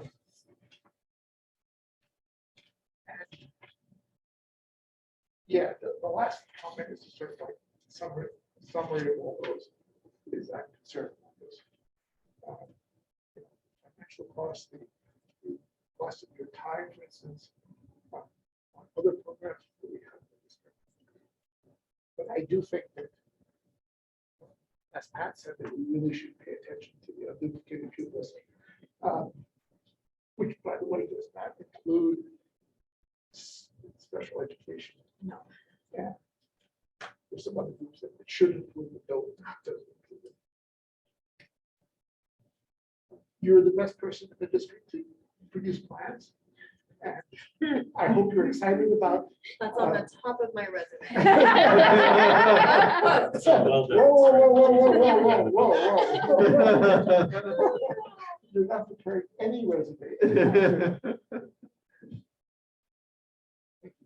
Any other comments? So I just wanted to thank you, Sandra, between this agenda item and the last one. I'm so grateful for the incredible work you do and the incredible amount of work you do for our school district. So thank you very much. Yeah, ditto. Ditto. And it is a labor. Okay, I think we're gonna move on to the next action item here, which is Randy Kenyon and audited financial report. Oh, What that's is so- financials? Can we go I'm back to really that? excited. I want to hear more about Elon. Just kidding. This is where Sandra F. offers commentary on numbers. Now we get to the meat of the agenda. Yeah. So reminder, this is an action item. We're asking you to approve our audited annual financial report on last year, the 2021 fiscal year, a little later than normal due to the pandemic, pushing out deadlines and the ability for auditors to take care of every district in the state. With me is representative from our audit firm, Paul Tam, the audit firm Siobhan and Associates. And in your packet as backup, you have a copy of our actual financial report. And what we have tonight are some slides that Paul will present to you, basically representing the audit results. The actual numbers and everything, you can refer to the actual report. But you've seen basically most of the information as part of our unaudited actuals that we presented back in September. So I'm going to turn it over to you, Paul, and let you start. And I'm getting to the first slide. I don't know if you can see yet. All right. Thank you very much, Randy. And thank you, board, for inviting me out to share with you the results of the June 30th, 2021 audit. I wanted to start out by congratulating Randy and his team and the district as a whole for receiving another year of the Certificate of Achievement in Financial Reporting from the GFOA, as well as the ASBO for the annual comprehensive financial report that was prepared. So that's quite the achievement. You know, it does undergo quite a lot more scrutiny and, as far as holding up to the standards, and provides a lot more transparency for the public as well and the users of the financial statement. So it's a lot of work that goes into it. So congratulations again for another great year. And again, I'm happy to report, as you'll see here, that the district had another clean audit.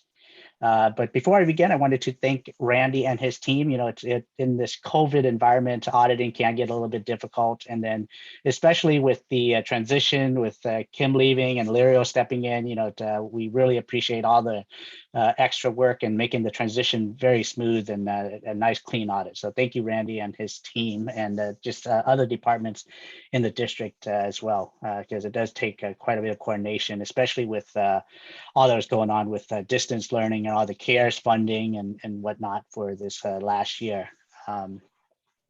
So as you can see there on the slides, I just wanted to really quickly touch on some of the standards that we adhere to.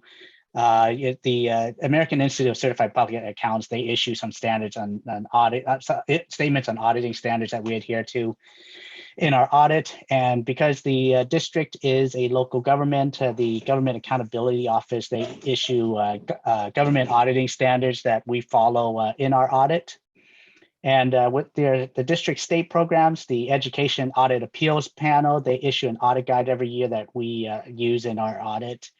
And whenever an agency expends more than $750,000 in federal awards, they're subject to a single audit. And so the district did have a single audit as usual. This year it changed up a little bit. Usually it's a special education program, but with the CARES funding, we selected the Coronavirus Relief Fund as our major program for testing this last year. And with respect to the audit, the state programs, there's quite a bit of changes too, just in reaction to the COVID pandemic. Distance learning was a big part of that. So there's a lot of moving parts that went into it. So congratulations just to the district as a whole, all those involved in putting together the distance learning plan and executing that, down to the teachers, making sure that they, are tracking participation and engagement and certifying time and all that stuff. So quite a bit of effort and commitment to be successful and have a clean audit. So very commendable. On to the next slide, please. One more slide, please. All right, and thank you. And so this right here is table 4 of the audit report in the management discussion and analysis. You'll see here, this summarizes the district's funds. And as you can see, the fund balance overall went up $20.4 million. So that's a good thing. The general fund itself went up $7.6 million, up to a $15.7 million ending fund balance. So if you go to the next slide, please. So on here, you'll see that this is the financial trends and analysis. And what you'll see here is the district is a healthy 19% reserve in the general fund, which is important to have. It's good to have a nice reserve, especially when you're locally funded, relying heavily on property taxes. And one thing I did want to highlight here is you see a prior period adjustment there of the $560,000. That's related to the GASB 84, which was implemented this last fiscal year. And this has to do with the district's fiduciary activities and specifically the ASB accounts. So you'll see in the financial reports that there are no longer any fiduciary statements in this report. It basically changed the way that we see fiduciary activities. And in this case, it was determined that your ASB activities belonged in the governmental activities. So they are now reported with the general fund. And so that prior period adjustment was really just to bring in the beginning balance. Those monies are still restricted for the ASB program. So it's not like the money goes away, that money still belongs to the students. It's just that accounting wise, it's done and reported through the general fund going forward. Next slide, please. And so here on the government-wide statements, just to kind of give you guys an idea of your changes in that position, you'll see that grants were up quite a bit, and that, like I was saying, is mainly from CARES funding. Property taxes, as you see, went up pretty substantially this last year. So you see there's a overall change of in net position of almost $26 million. So going definitely in a positive direction. Next slide, please. And even though the district's long-term liabilities overall did go down by about $10 million, you'll see here this pension, the summary of pension plans, that the district's unfunded pension obligation remains to be a pretty big part of the district's long-term liabilities, totaling almost $67.6 million. So, and then lastly, onto the next slide, I'll move on to the audit results. So as I said, congratulations on a clean audit. With respect to the financial statements, we issued an unmodified opinion, which is a good thing. It means that the district's financial statements were fairly presented in all material respects. When it comes to the district's internal controls of financial reporting and on compliance, our audit did not identify any deficiencies in internal controls of financial reporting that we consider to be material weaknesses. And our tests disclosed no instances of non-compliance or other matters that are required to be reported under government auditing standards. And lastly, with respect to compliance, the district complied in all material respects with the compliance requirements of state programs. And so with that, I will open it up for questions if there are any. Thank you. If anyone would like to comment on this, make a public comment on this item, please raise your hand now. Are there any clarifying questions from the board on what? Any other? And no one's raised their hand, so I'm going to close public comment. Any other comments from the board? I have a couple of questions. Yeah. On slide 4, you've got a line that says expenditures and another line that says total outgo, and they're the same. And I was wondering what, go back. Yeah, we get there eventually. What the difference between expenditures and total outgo was. Oh, yeah, it includes transfers out. Yeah, which is an other financing uses. They're the same, right? The values there are the same. Yeah, if there aren't any other financing uses, then yes, those numbers would be the same. So typically you see that in like debt defeasance, transfers out, those types of things will typically go down there. Okay, on the next page, change in net position. On the very bottom there, you have ending net position, and it shows that our net position increased by $25 million from starting at $4.5 million up to $30 million. But the percentage negative.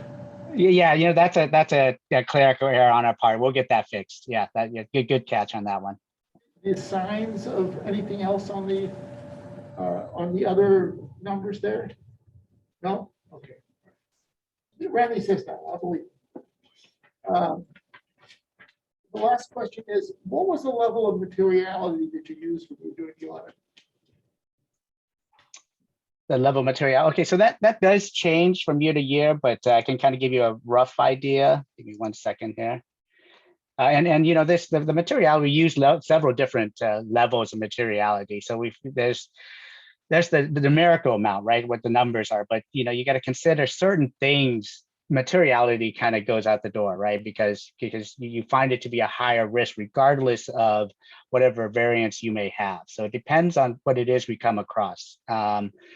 But give me 1 second, give you the.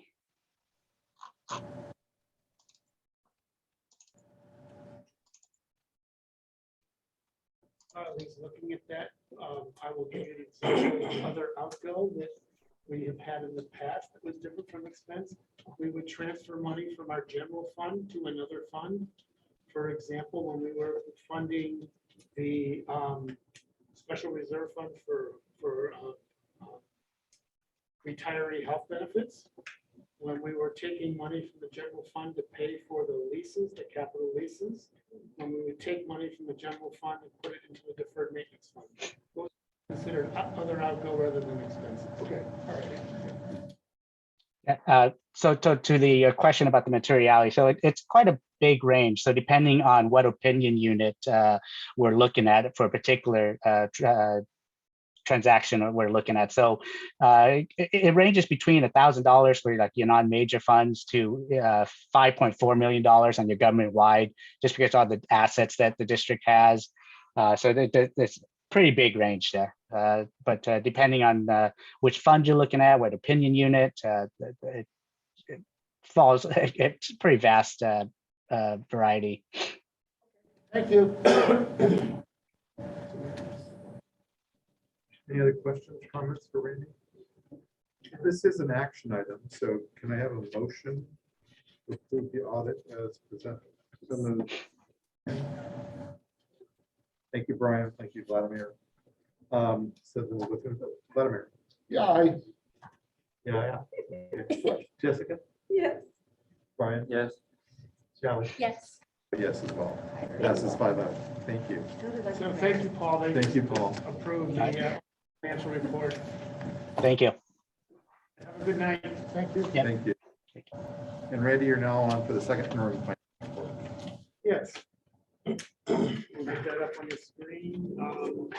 This is our most recent update since the last board meeting, I believe.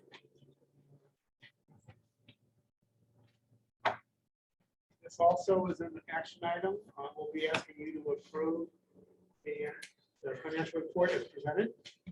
So let me get to the slides and go through it hopefully fairly quickly. It's just as an overview, showing you that we have 2 a year, and this is the second term reflects actual revenues and expenses through January, in the January.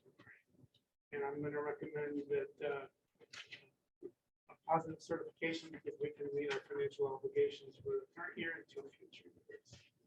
Focus mostly on identifying the changes since our first interim financial report. As you can see here on this overview slide, that basically our fund balance in the general fund and our reserves have been increasing as we went from our adopted budget through first interim to now second interim. This is looking at all of our funds, including our special funds, and how the fund balances compare through those 3 time periods. Pretty much almost all of them have stayed up. The first interim and second interim are pretty much the same except for the general fund. I've identified the major changes in revenues. Several items here, the biggest one being special state funding that we got this year that was not part of our first interim or adopted budget. And some other smaller items. On the expense side, we have an offset to that revenue, one-time revenue from the state, 1.2 million. That's basically grown mostly in the supply and materials and equipment budgets. Some staffing cost decrease is as we found out more about actual staffing during the year. We had some vacancies budgeted that we aren't filling. Probably over budgeted some vacancies at first interim time, not knowing where we stood. So we got savings there. Overall, 900,000 increase. Again, the biggest part of that is the offset to the 1.1 or so million dollars in state funding. This is showing you the multi-year forecast for reserves, first interim to second interim. So let's turn to multi-year projections.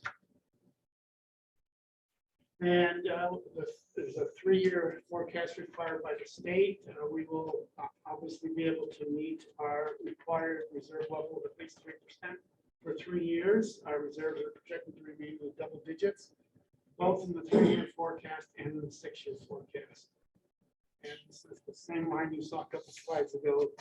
This is our reserve level Going forward, under a baseline multi-year projection, we'll talk a little bit about what baseline means, what are some of the key assumptions.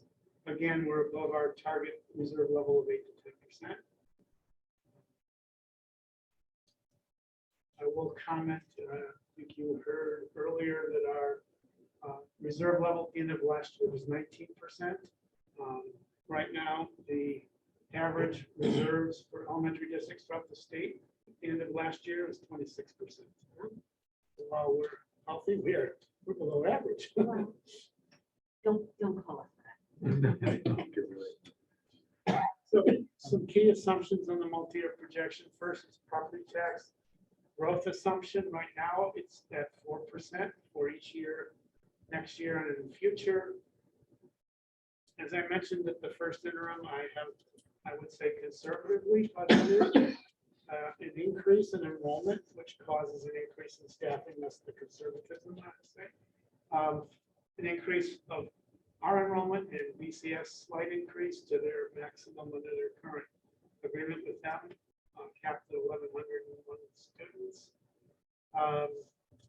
Over the 6-year forecast, 4 additional teachers as a result of the somewhat small but steady increase in enrollment projected. Randy? Yep. Can I just ask a quick question? Given that we just had the ELOC presentation, does this include that as well or not yet? This includes the transitional kindergarten, if that's what you're asking about. But not the cost of the extended learning? In terms of the staffing, you're talking about? Yeah, I mean. Yeah, sorry. So this does not include any staffing due to the new categorical programs. Thank you. In our baseline, we have no across the board increases for future years built into the baseline. And health insurance costs expected to continue rising. We're using a 7.5% annual inflation on health insurance. So I have a slide here on the tax growth assumption, just noting that I'm expecting to at least at the adopted budget that we'll be bringing in June to probably change the forecast for next year of 5% tax growth. You'll see in a minute why. It may change additional years beyond that as well, but I'll be discussing that with our Citizens Advisory Committee for Finance, what they think as well, what I think is a valid assumption. So looking at the next slide, you can see where our tax growth is currently. In March, we're already at about 5.5% AV growth, almost the total growth from last year from July to July. So we're on trajectory to be, up in the 6+% level easily in the AV growth. Thus, I think 4% is way too conservative for property tax growth next year. This also shows that trend. You can see it's probably hard to see it except on your computer screens, but here is our current year through March. This line is kind of going straight up in following these couple of years up there. Right. Yeah. So getting trajecting in the right direction. So Randy, as a reminder, the AV growth is an indicator of the property tax increase, but not an exact tracking, right? Correct. Typically it tracks within 1%.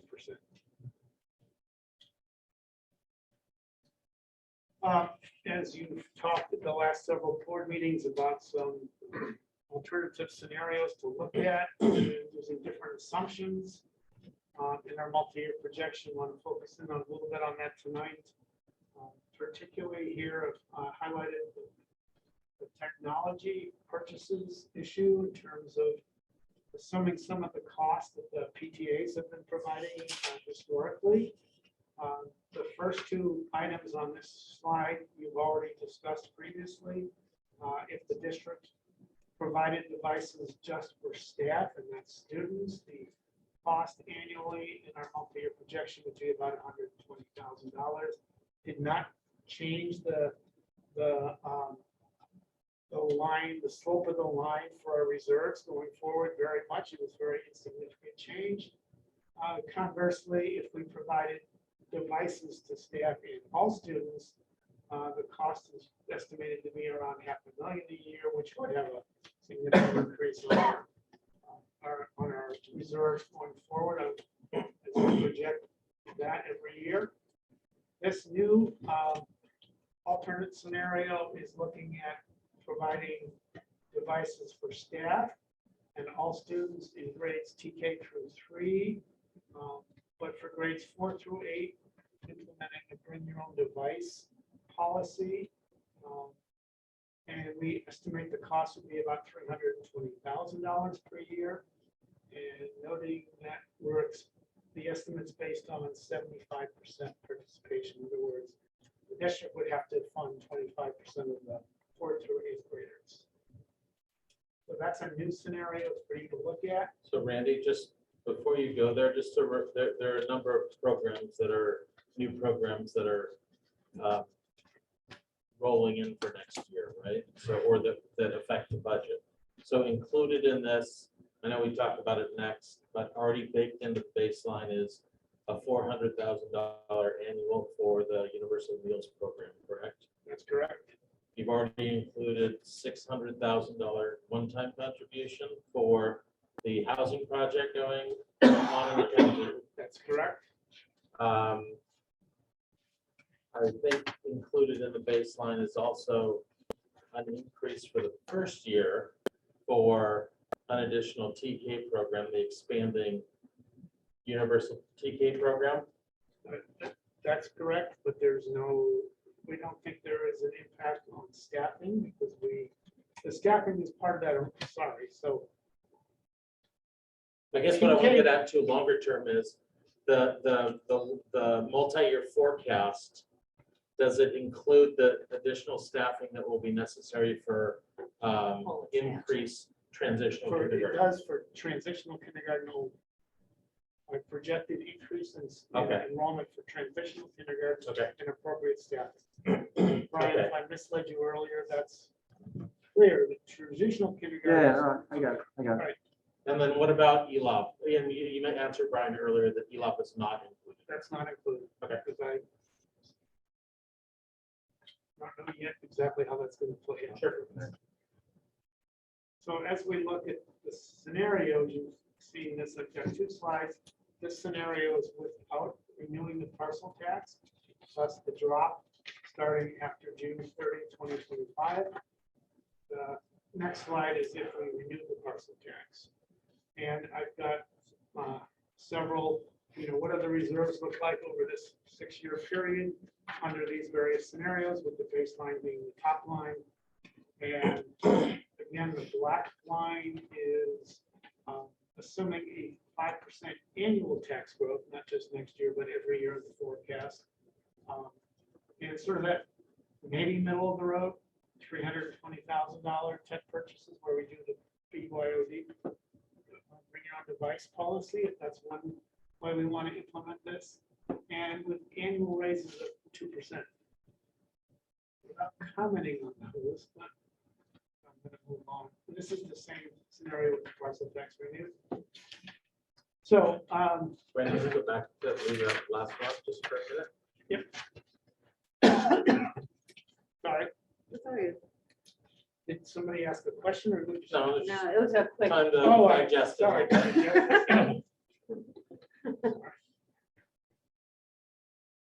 You know when I can move on.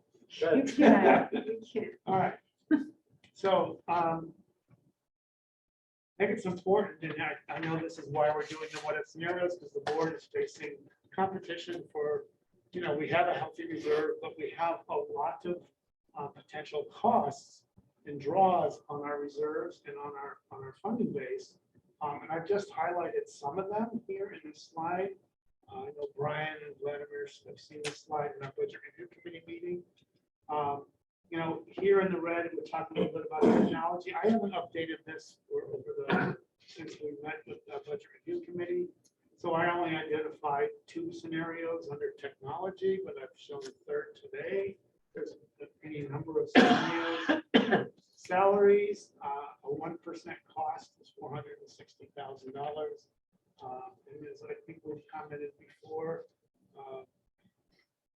non-community funded, non-basic aid district, LCFF funded districts are getting a big increase in funding with the 5+% cost of living and other monies.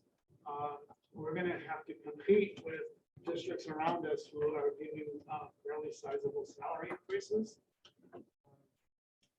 We have the new programs. I haven't even begun to quantify. Sandra's done some of that for you tonight, some of these other programs besides the free meals program. And of course, we have facility upkeep issues that could affect either our general fund or our capital funds. So we have a lot of competition, some of which is outlined here. And I know this will help you,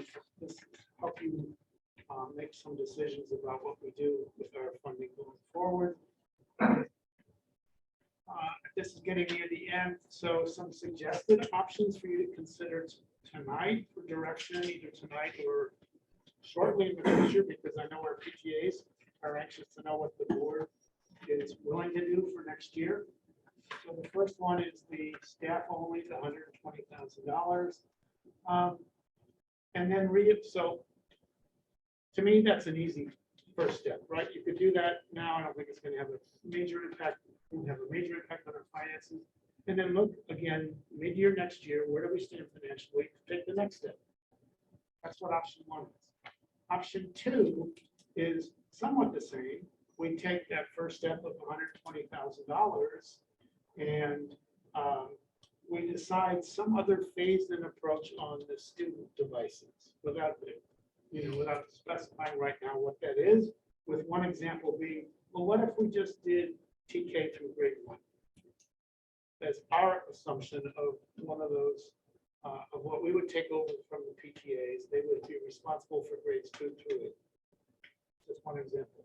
That would cost about $72,000 annually. So $192,000 total under that option there. The third option was the one we discussed earlier, was the BYOD policy for grades 4 through 8, and we provide staff and student for all other students and staff devices. So those are some options suggested for you to potentially discuss tonight.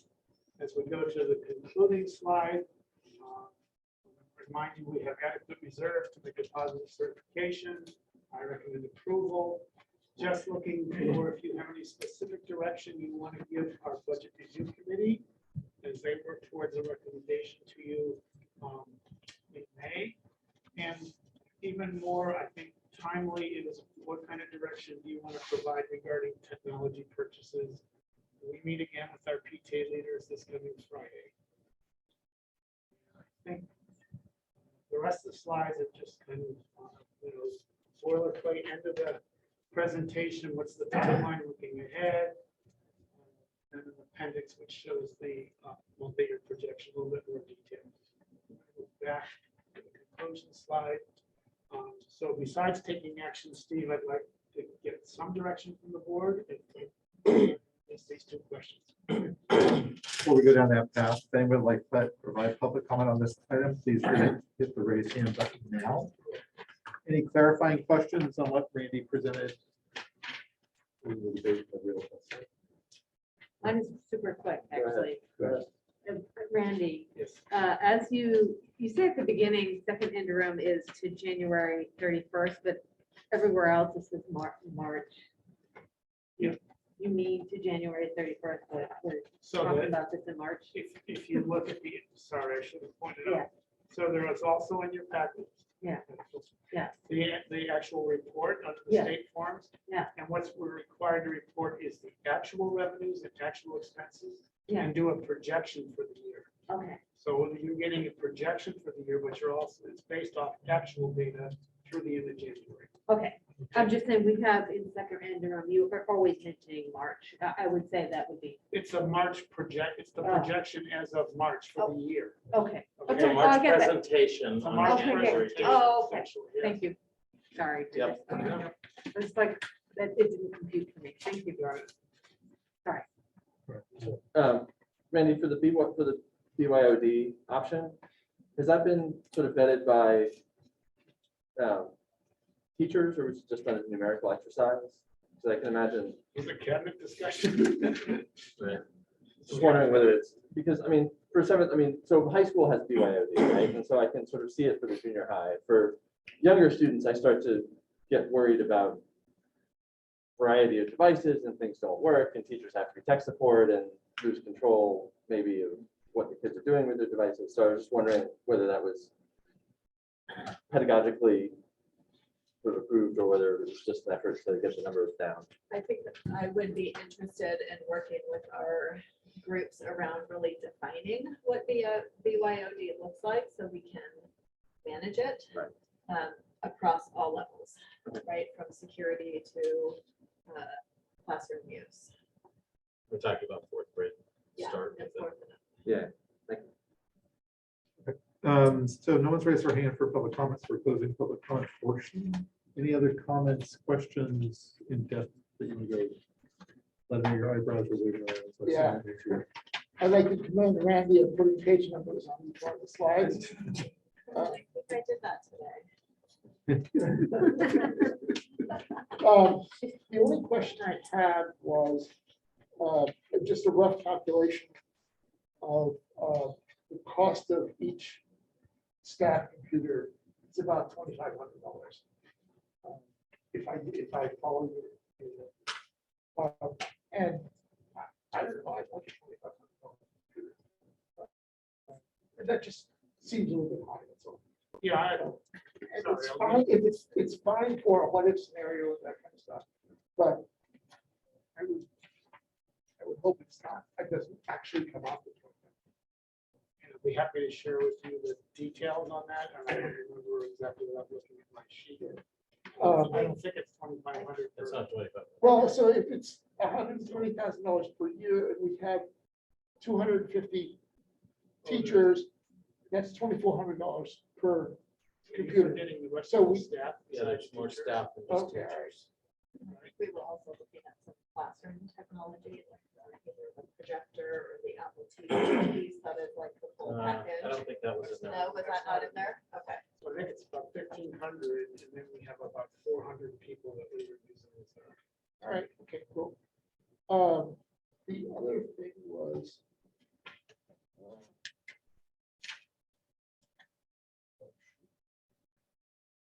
Oh, you said a multi-year projection is not going to be done by this. When do you expect that? So that's one of the things that we do basically every meeting, every month, and maybe we'll have a final recommendation to you,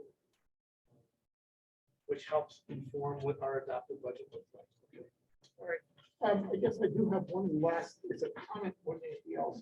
If you look at slide 14, which is the tax roll growth update for March. Just eyeballing it, it looks to me like the July numbers are headed down over time. And I think we should probably keep that in the back of our minds in terms of what we can expect for future tax roll growth. No, I see, perhaps. I mean, yeah, I think that's an unusual years. Yeah. Beginning of this chart, but yeah. Any other comments, questions? Randy? Also on the sort of BYOD versus not topic, I mean, looking at your two graphs, the lines for 500 versus 320 are very close together. So, I mean, that seems to me like when you're looking at things that close together, then probably money is not the primary driver. It should be what works best for students and staff and whatever. So in my mind, BYOD only makes sense if it makes sense for our families. That's a fair point. And so, you know, getting to guidance might, as I think I've said before, my preference would be for us to commit starting next year to take on all of the technology at the 500K level. Because what's that? We have that conversation in a second, because you want some direction on that. Okay. So if there's no other comments generally about the thing, I'd like to do is do the vote on the Sure. interim financial report, and then go back and ask, give him direction on those two questions. So can I do that? Can I get a take? Vladimir, second? Second. Brian? So I have a Motion by Vladimir, seconded by Brian to accept the interim financial report as presented. Roll call vote. Vladimir, Yes, Jessica, Yes. Brian, Yes. Shelley. Yes. And I vote yes as well, so that passes 5-0. Thank you. And then go back to your questions slide. There you go. So what direction does the board wish to provide the budget committee for the 2022-23 budget? What are the questions you want them to look at, ask, review for? so I guess the only thing that I would ask is what Jeff's comments sort of led to, that we need to make sure that as far as we can, that we include all the universal TK and ELOM costs that we might run into. That seems to be the biggest sort of like unknown. that we-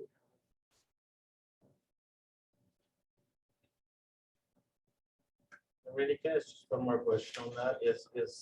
So with some of those, well, I guess I'm thinking ELOP specifically.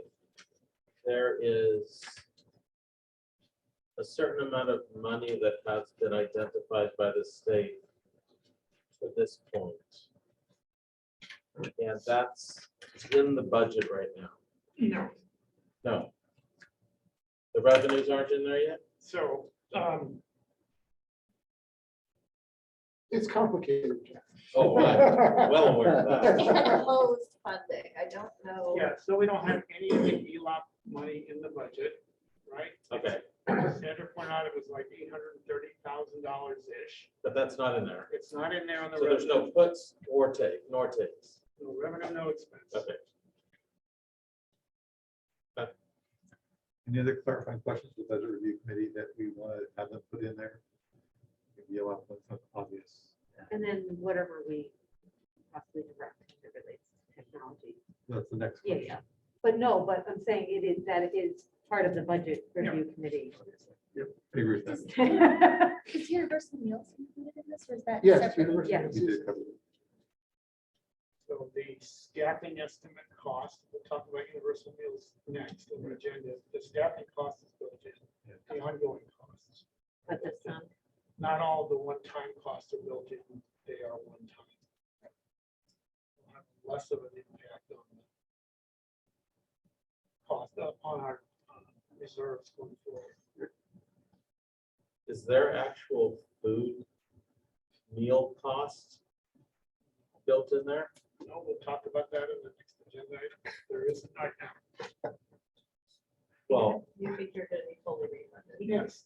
So in the next agenda item, you're gonna hear. well, that it's we're- important. It affects this potentially. Right. So we're. Can we get a preview? Didn't you read the packet? Oh, Did you- yes. I want to hear it. Oh, no. Oh, no. So we are expecting to buy meals from a vendor, our neighboring district, and the intent is that the reimbursements we get under the National School Lunch Program, federal and state, will reimburse the total cost of those meals. That For is all students, not just for- the, For all students. Can we go to the second question next? Because I think we're getting down to raffles here. Technology purchases recommendation. Brian, you had a very strong one. Yeah, I mean, I'll just add, looking at the suggested options slide, I think with my former PTA president hat on, the notion of phasing in doesn't really seem workable because different schools have bought different stuff at different times. So the net effect would be essentially taking on everything for some schools and not other schools, which would probably lead to disquiet.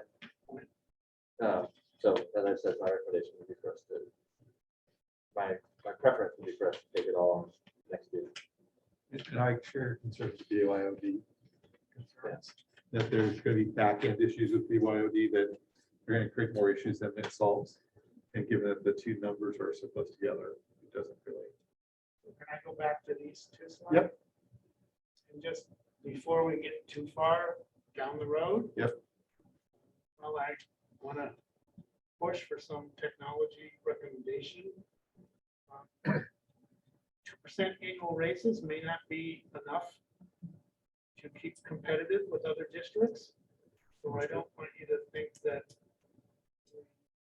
these lines, like, this is all that we have to worry about, right? So it's just a 2% raise and then technology. The point of this slide was we have lots of things to worry about. And to make a final decision about technology this soon may not be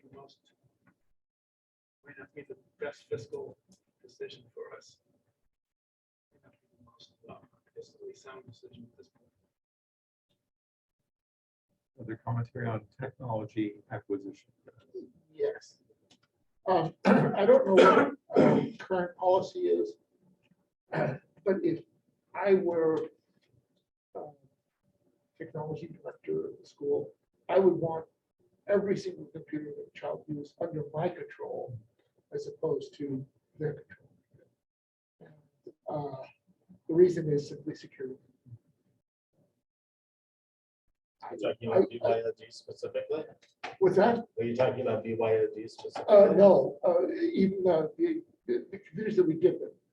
Right. Well, it could be both, because if you Well, bought it for the. if you I don't know where Yeah, his comment's coming from. no. It's just, if you bring a computer, it horrifies me to think of outside computers coming into our school district, into our network, that potentially could have a vast number of infections on. And then that just sort of spreads out the district and eventually gets into our payroll system. And then one day we can't pay payroll. That would certainly save money, but in the end, it would cost us a lot. So I prefer to do everything and have it closed and fixed. Yeah. Oh, sorry. It's not me that. I would prefer that the district take over all technology costs for the sake of consistency, and it's more equitable. You don't want one kid coming in with a $2,500 Mac and someone coming in with a $500 something else. Do you know what I mean? I think it would just be better if it's one way to ensure, I think, parity. To be clear about Yeah. it, right, that wouldn't be allowed. Yeah. Right, we would have a very specific device or choice of a couple of devices that would be on the BYOD program. That a student would purchase in 4th grade and have through 8th grade. Right? So they would be buying a Chromebook or something like that, Exactly. and it would be very Something that we specific. can in this- manage. They have a client on it that we manage that locks them down while they're on campus. You hear that? I still think, given the age range we're dealing with, I'm more comfortable with us providing the hardware than having it have that random flexibility.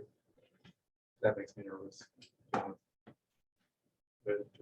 I support us going towards the full technology spend, partly because what Brian, us looking at the numbers are very close on the charts, but I do see what you're saying about the phasing in. We have computers, they are using them. We're not buying them all next year. So is that part of your projection for next year? So I'm that's curious. sort of smoothed by the 500 or whatever thousand per year, Yeah, right?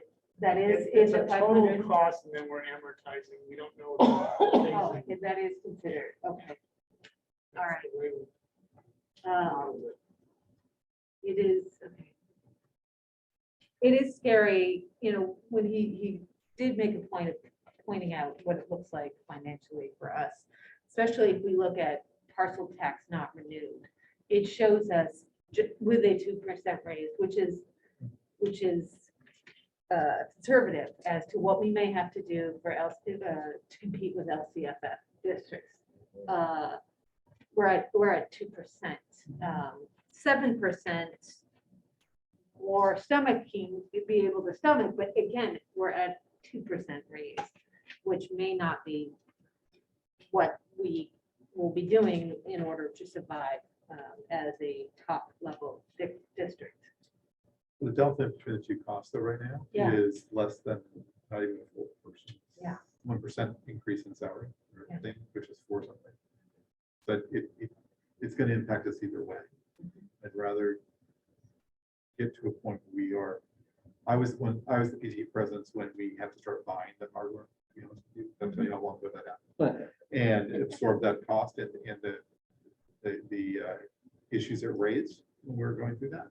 And actually, it's why I ended up being on the school board, because we had issues at our school. So it'd be great. I think the phasing that out was something that we've delayed for far too long. So I think we're just going to have to bite the bullet and figure out how to cover it moving forward. And if that means we bring forward the parcel tax measure thing faster, renewal, then that's what we have to do and have a better argument as to why we have to do it. And I'd rather have us come back to fully funding the district from where we sit than having to do what we've done for the last years of partially funding things and pulling things in from random sources. I'd like to see us get to a point where we really have a true cost of the district going on. We can take that to the community. And I think this is the first step towards that. And if that means that we're not funding our teachers, or we have to come up with a better funding for our teachers, that gives the better argument, I think, with the partial tax measure discussion. So pulling those costs back into our budget and our funding model is something we can do. I agree. I'm starting to consider whether we do the phase in. Because, again, I'm gonna go back to being a PTA president. When we started getting the money back that the district would, we used to, 1/3 of our budget used to go directly towards the district, at least 1/3. And then it's back. And in fact, 1 year you're like, it would, you were gonna do 1/3, 1/3, 1/3. It actually was 1/3 and then the rest the next year. But we've done this before. I don't know. I think I'm actually getting to the point where phasing that in may be our best bet, so we know better financially where we are.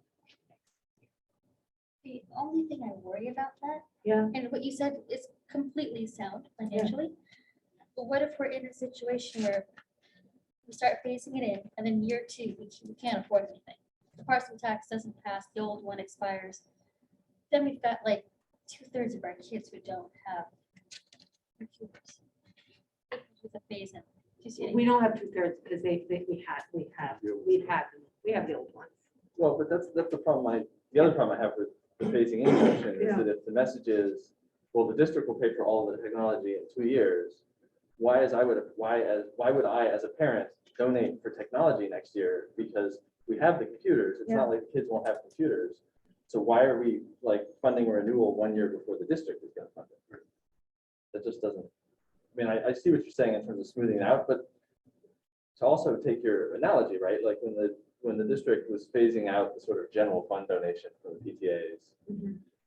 you know, as Randy is a conservative projector, so finances are better than maybe expected, and I got phased out faster. We just got an audit report, you know, that showed that our reserves have like doubled over the last couple of years. And granted, we've got a lot of stuff coming, but on the other hand, technology is something that doesn't necessarily have to be paid for out of the general fund. There's other buckets of money that could be. I know those are pledged to other things. It's a holistic issue, but you know, I just sort of come down on the sort of side of we have the money, we have the obligation, in my opinion, to pay these costs. You know, our program requires it at this point, right? Like if a PTA treasurer embezzled and all the money disappeared, that school would still get the technology they needed because we can't not provide that. So we might as well just build that into our forecast. Just as an aside, does anybody know if the Waldorf school still has a no computer policy? But, you know, No, no. Just a reminder that, and I know you know this, there are certain things the board can pay for the PTAs can pay for. There's certain things they can't pay. So guys, where are we up to on the recommendations of the technology one? I'm for the move it into the 500,000. Plan for that, and let's try to figure out how to make deal with the rest of the budget or survey stuff too. I agree I like the 500. with 2 on this side, 3. Vladimir, where are you at? It's okay. And Jessica, I know you prefer a phased approach. Yeah, I'm not in love with it. I'm not in love with 500K this year. I am concerned about our financial outlook, but I'm not gonna yell and scream either.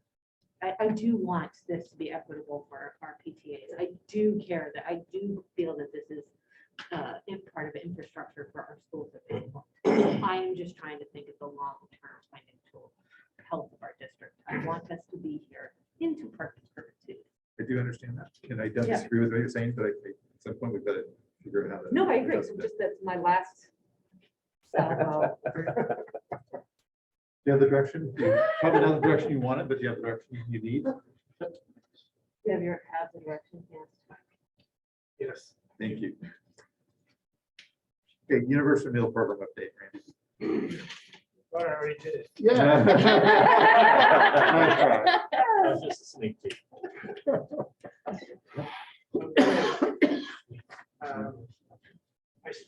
Sorry, to give you a quick update, and I started with the slides from the last meeting just to show that certainly on the planning ahead slide here, I checked off some of the items that we've done those. For example, we have not ordered equipment yet. We haven't defined exactly what equipment we need, what vendor to go with, so we haven't placed the order, but most of this has already happened. Just reminding you about the requirements, the implementation issues. And then with that, giving you some updates. So we plan to purchase meals from an outside vendor that's CD approved. And at this point, that would be what makes the most sense is with contracting with Mountain View Wisman. We've looked at other districts, 5 total that were neighbors of ours, so we didn't have to go far to pick up because we're going to have to pick up. We don't want to have a district delivering, or that's going to increase our costs, which are not built into the projections for the cost to have somebody deliver meals. But we would pick them up. And Mountain View Wisman is the only district that's prepared to partner with us for next year. There is an actual CDE approved form called an interagency agreement that we are working on finalizing with Mountain View Wisman. It will be a 1-year agreement, so we can change course if we choose to after next year. If we want to go out to other vendors. And we'll bring you that agreement probably at the next board meeting. Updated costs in red. You can see these are one-time costs that I've got some updated information on. I'm not really sure what the refrigerated vans will cost. It'll be at least $40,000. We've got a preliminary estimate on the various equipment we'll need inside each of the serveries at the schools, around $250,000. We'll need some point of service meal tracking software and hardware at each site. Don't yet we haven't figured out which vendor to use. We're working with our consultants on that, about some costs. And we will get some one-time funding, about $100,000. $100,000 is what's committed to all districts, and additional money for those who have a high concentration of unduplicated people, which we have not. And that money will only help on the one-time costs. And we have facility modifications that we haven't costed out yet. We're in the process of evaluating and getting quotes on what work needs to be done. So Jeff asked about meals. So the commitment from Mountain View Wisman is to charge us what the reimbursement rate in total, the reimbursement state and federal monies will be. The estimate right now is about $8 per day for 2 meals. The reimbursements currently are a little under, well, they're $7.28 when you combine breakfast, lunch, state and federal. Those numbers will change. This number is just an estimate. Supposedly, those numbers will offset each other, the cost and the reimbursements. We're in the middle of the approval process with CDE. We filed some paperwork, some documents. There's actually step 2, 3, 4, and 5. So it's a whole bunch of documents that we're in the process of, and working with a CDE representative to help us through the process. And just a note that we will be, an annual audit will be required by CDE, and there will also be an annual audit by the county health department. This is all as part of participating in the National School Lunch Program. I think lastly, you want to talk about communications. We're monthly forming our PTAs. We'll be meeting with them this Friday. Keep them apprised. We've been talking with our principals at our weekly admin meetings. I've been giving you updates at the board level. In terms of outreach families as a TBD, I will comment in response to Brian made a comment, I think at the last board meeting, about concern about alternate people bringing in alternate meals besides what's through the meals program, through our vended meal program, and working on a board policy. Board policy 3550 is a food service child nutrition policy that we have in place. It does not address this universal meals program. That's not been addressed yet. First by CDE in their bulletins, and secondly by CSBA having an updated policy for districts.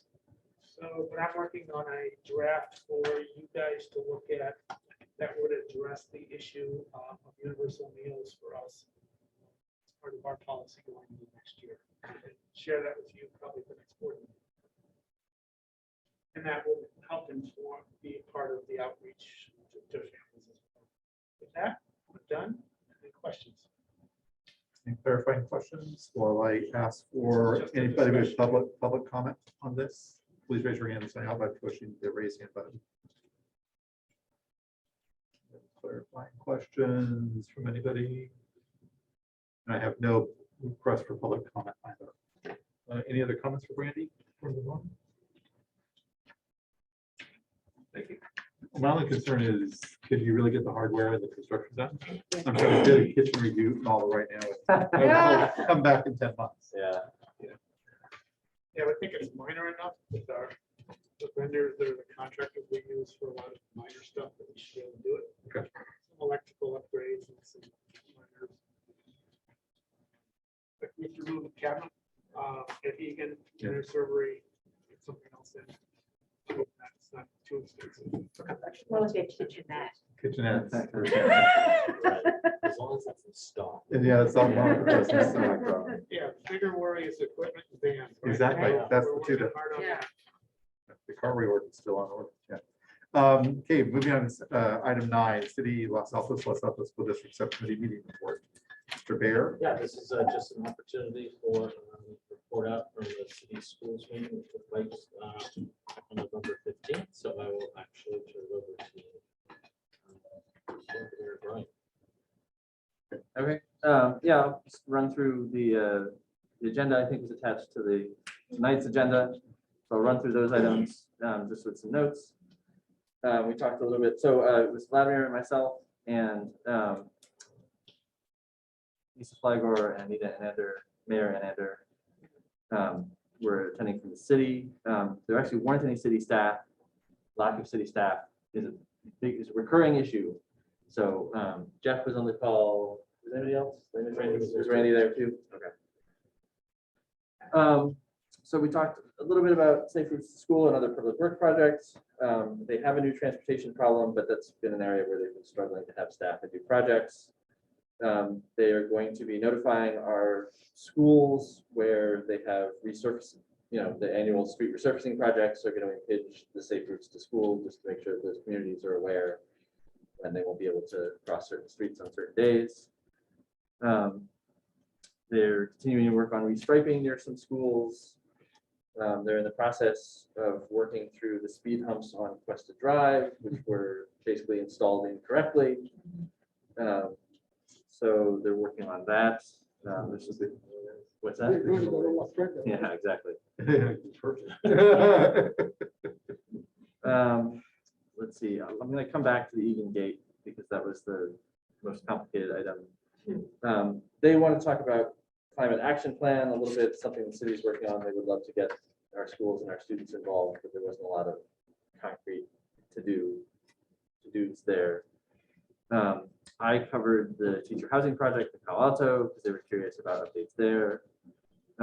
Housing elements, I don't know if any of you have been following the housing element process in the city, but our meeting was actually before the most recent housing element meeting, so they couldn't share a lot of specifics, but if anybody is interested, it is now up on the city website. You can see the draft housing element plan, which sort of talks about the non-residential or the non-R1 zone lots where they think they could add residential development, and they ask for feedback on a few different possible zoning tweaks, more than like zoning changes, but they're really more like zoning tweaks.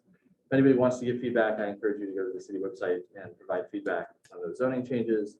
They do want to get our teachers involved. I don't know if they've reached out, either you, Jeff, or if you pass that on, but I think you were going to help set up a meeting between our teachers and their community development person. And I know a question that we've had is where that development is going to occur. And Mayor Ender said that the body that runs this housing element process, whose name I can't remember, is encouraging cities to spread things out as much as possible. They really don't want cities to like dump all of their development onto 1 square acre of city. So whether or not that's possible without R1 zoning changes, I think is an open question given the geography of our city. But the housing element process is going to continue. They basically have to get it done by the end of this calendar year. So something will come out the other end. We'll see what that is.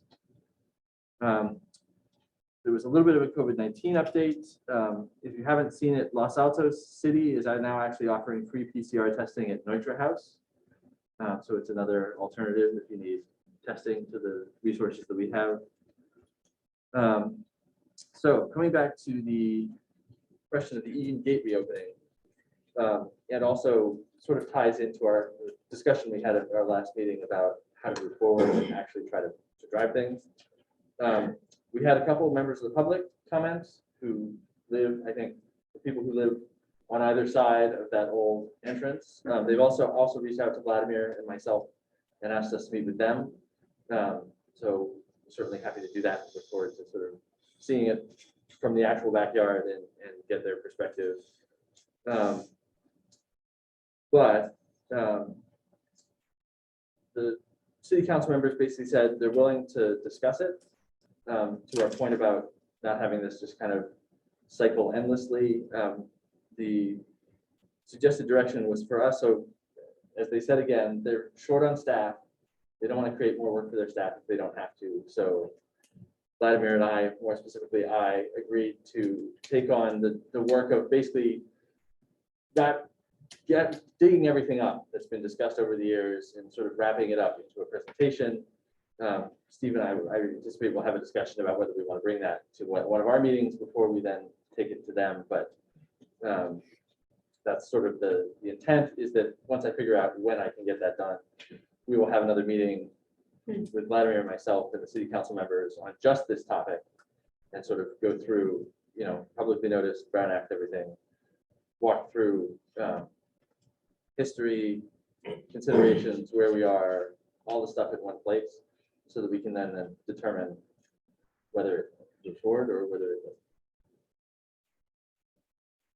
And then what about the topic of these meetings moving forward? Well, that's what I kind of saw that as, I didn't get, Vladimir can correct me if he had a different impression, but I didn't sort of get a strong feeling in general on those things. So, it's sort of like city council members have to attend an infinity of meetings. So like we stopped asking for general meetings. I'm sure they would not be bereft. So I think it's sort of up to us to, if we change the way, because we've been asking for a lot of these things, right? Over, at least in my experience, we're usually ones who are like, hey, can we get on the agenda.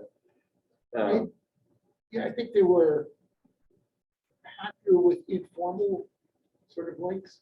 So call city managers. Yep. And ask the city manager, say, if anything should come up that affects us, please give me a call, that kind of stuff.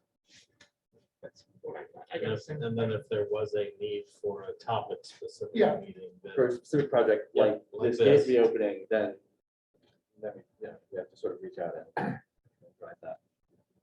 Only two other, maybe only one other comment I was gonna make was that the housing element project, if I remember correctly, Los Altos needs to build 2,000 units, like, something like that. Well, no, they have to show that 2,000 units can be built in a spectrum of affordabilities. They're not, the cities are not on the hook to either build the units or guarantee that the units will get built.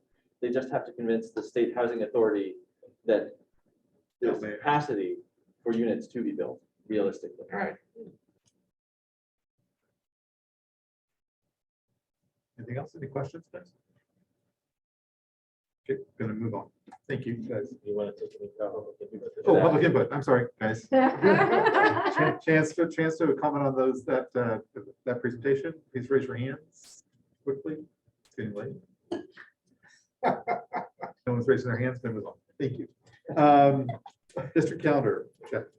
Yes, so attached to the agenda is the draft of the district calendar. A little bit later than normal this year. We're waiting for MBLA to make their decision on the calendar. They did. It's attached to the agenda as well. Our calendar essentially matches theirs for the breaks within the school year. We are not matching their start date. They're choosing to start on August 10 next year, which will start the next week, which is fairly typical on the 17th. And school year runs until June 9. Again, all of the holiday break, the winter break, and the spring break all match for that convenience for families. So actually looking for approval of this because I know our community would like to be able to use it to start their planning. Okay, this is a chance to raise your hand for a public comment if you want to. Any clarifying questions of Jeff before we go down that path? I do have a question. Do you know how they ended up with how the December, January break? How MBLA would end us end up with this. We could have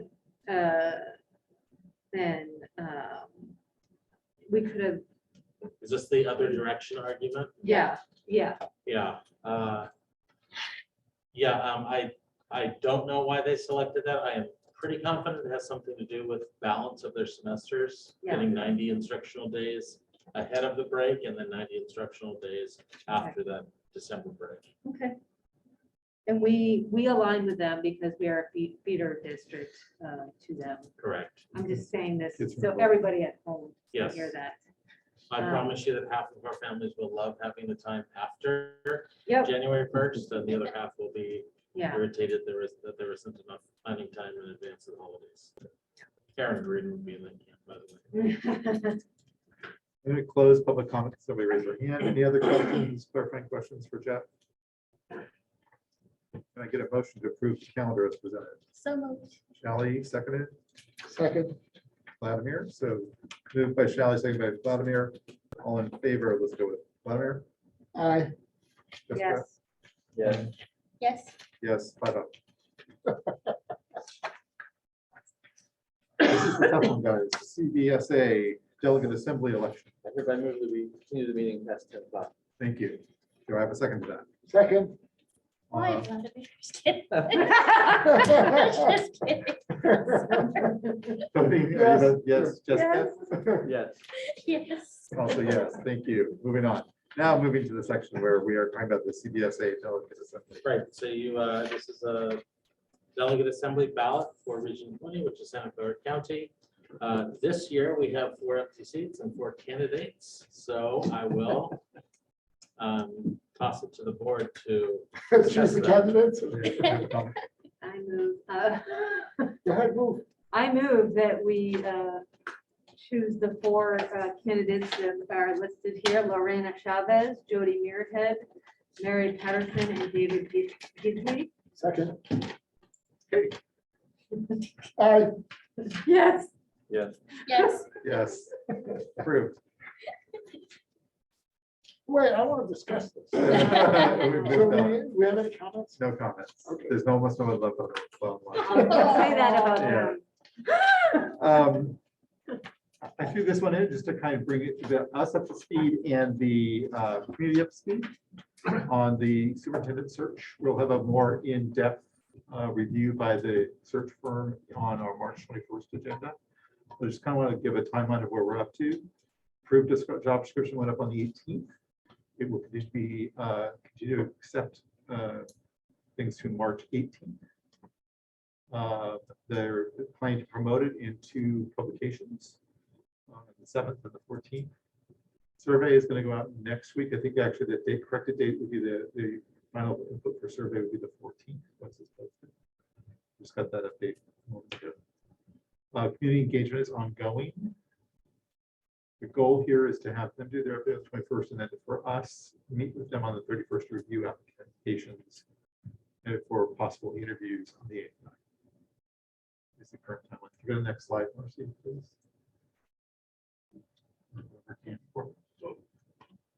So this one, go back. There we go. That's what I wanted.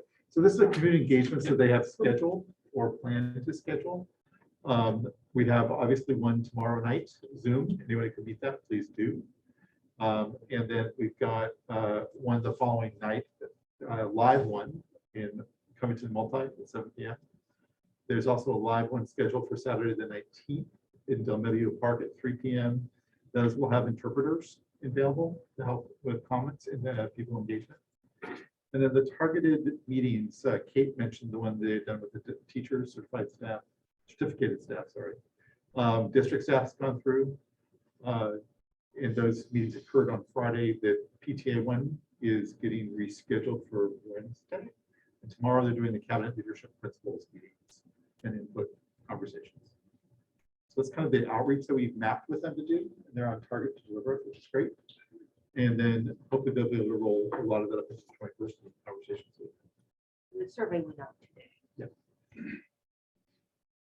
Yep, that started the week. Oh, today. Yes, So- it did go out. Yeah, Literally, I got that date right. as we sat Yeah, yeah, down, yeah, an email Perfect. went out.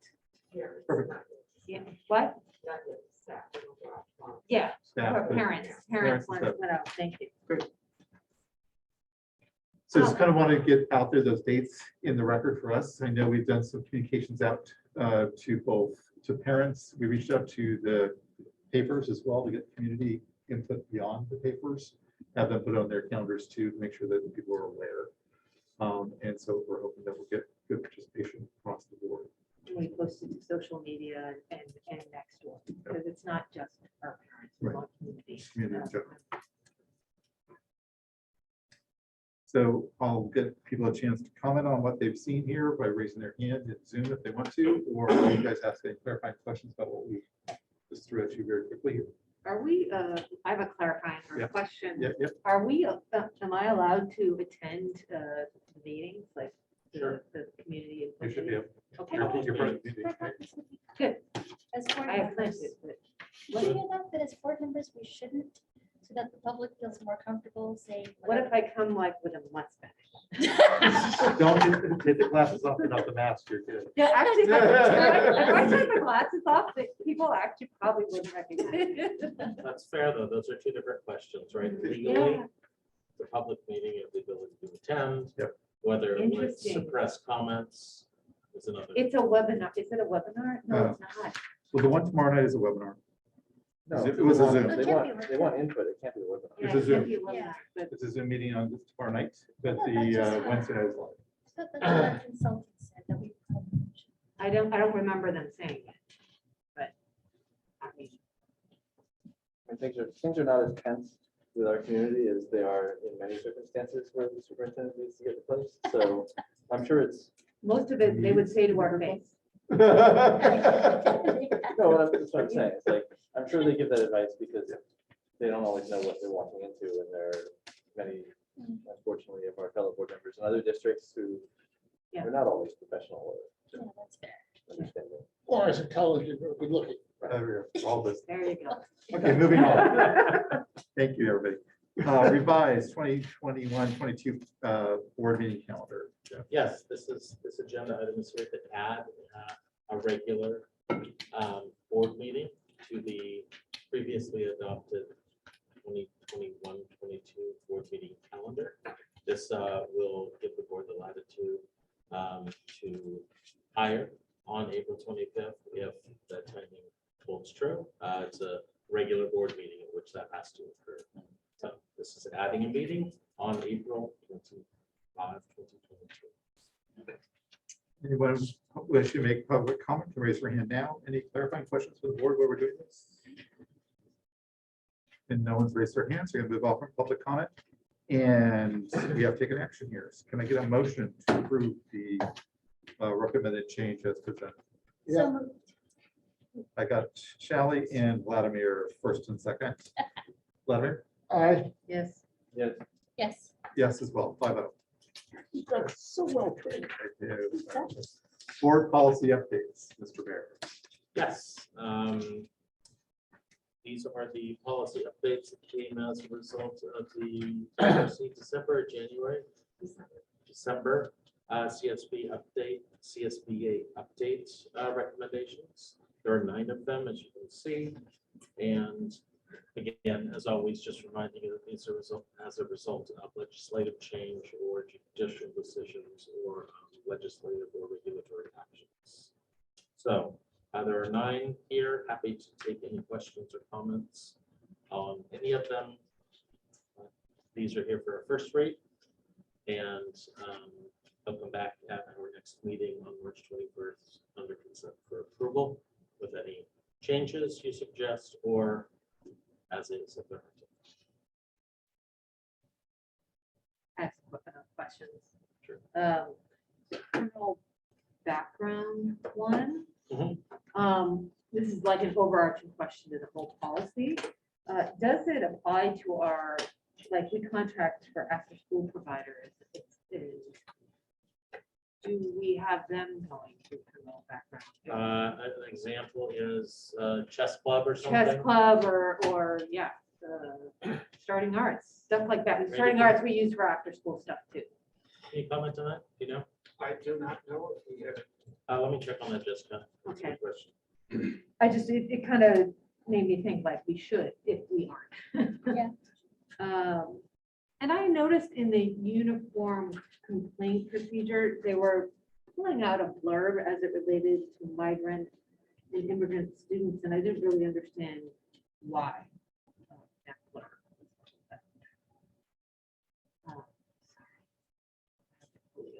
All right. There were some blurb, Uniform pulled out- complaint. yeah. Which page are you on? I'm trying to find it myself. I said it was a couple times. Let's see, how many of them? Move to Jessica, Jeff discuss this offline.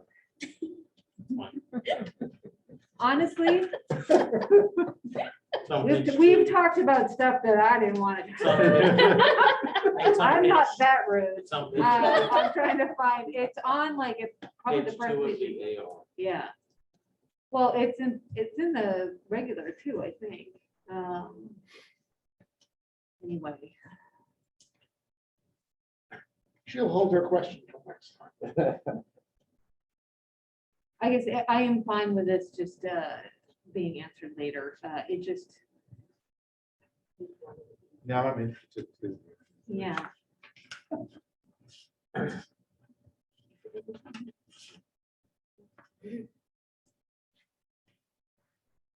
In my notes, I didn't write a page. I just said, what's with this? Yeah.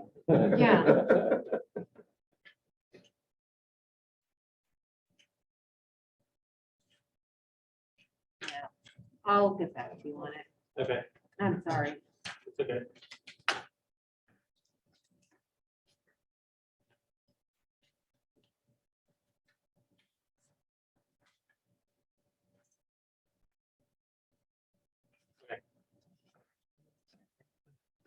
I am happy to talk to you afterwards. All right.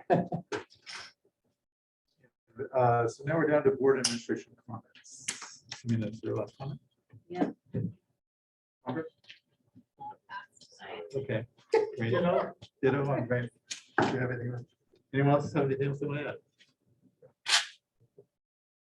I had stuff, but I'll be nice and not do it. So Right. Jeff, But Jessica were is you very aiming considerate at person. anybody in particular? Yeah, you better not have anything. So that- Since I never say anything, I'm actually gonna say one night. Just so you all know, the CHAC pulled together a meeting of its JPA members to talk about its current structure and financial structure, which could have an impact on us. And it's the first meeting. There are several others going to be scheduled. But just want to give you a heads up that there's some concerns moving forward with the business model, I think, that will have to be addressed by the JPA for checking it forward. I want to get you, make you aware, there's not much to do yet. But that's it. With that fun notification, and if anybody's still awake, I adjourn the meeting.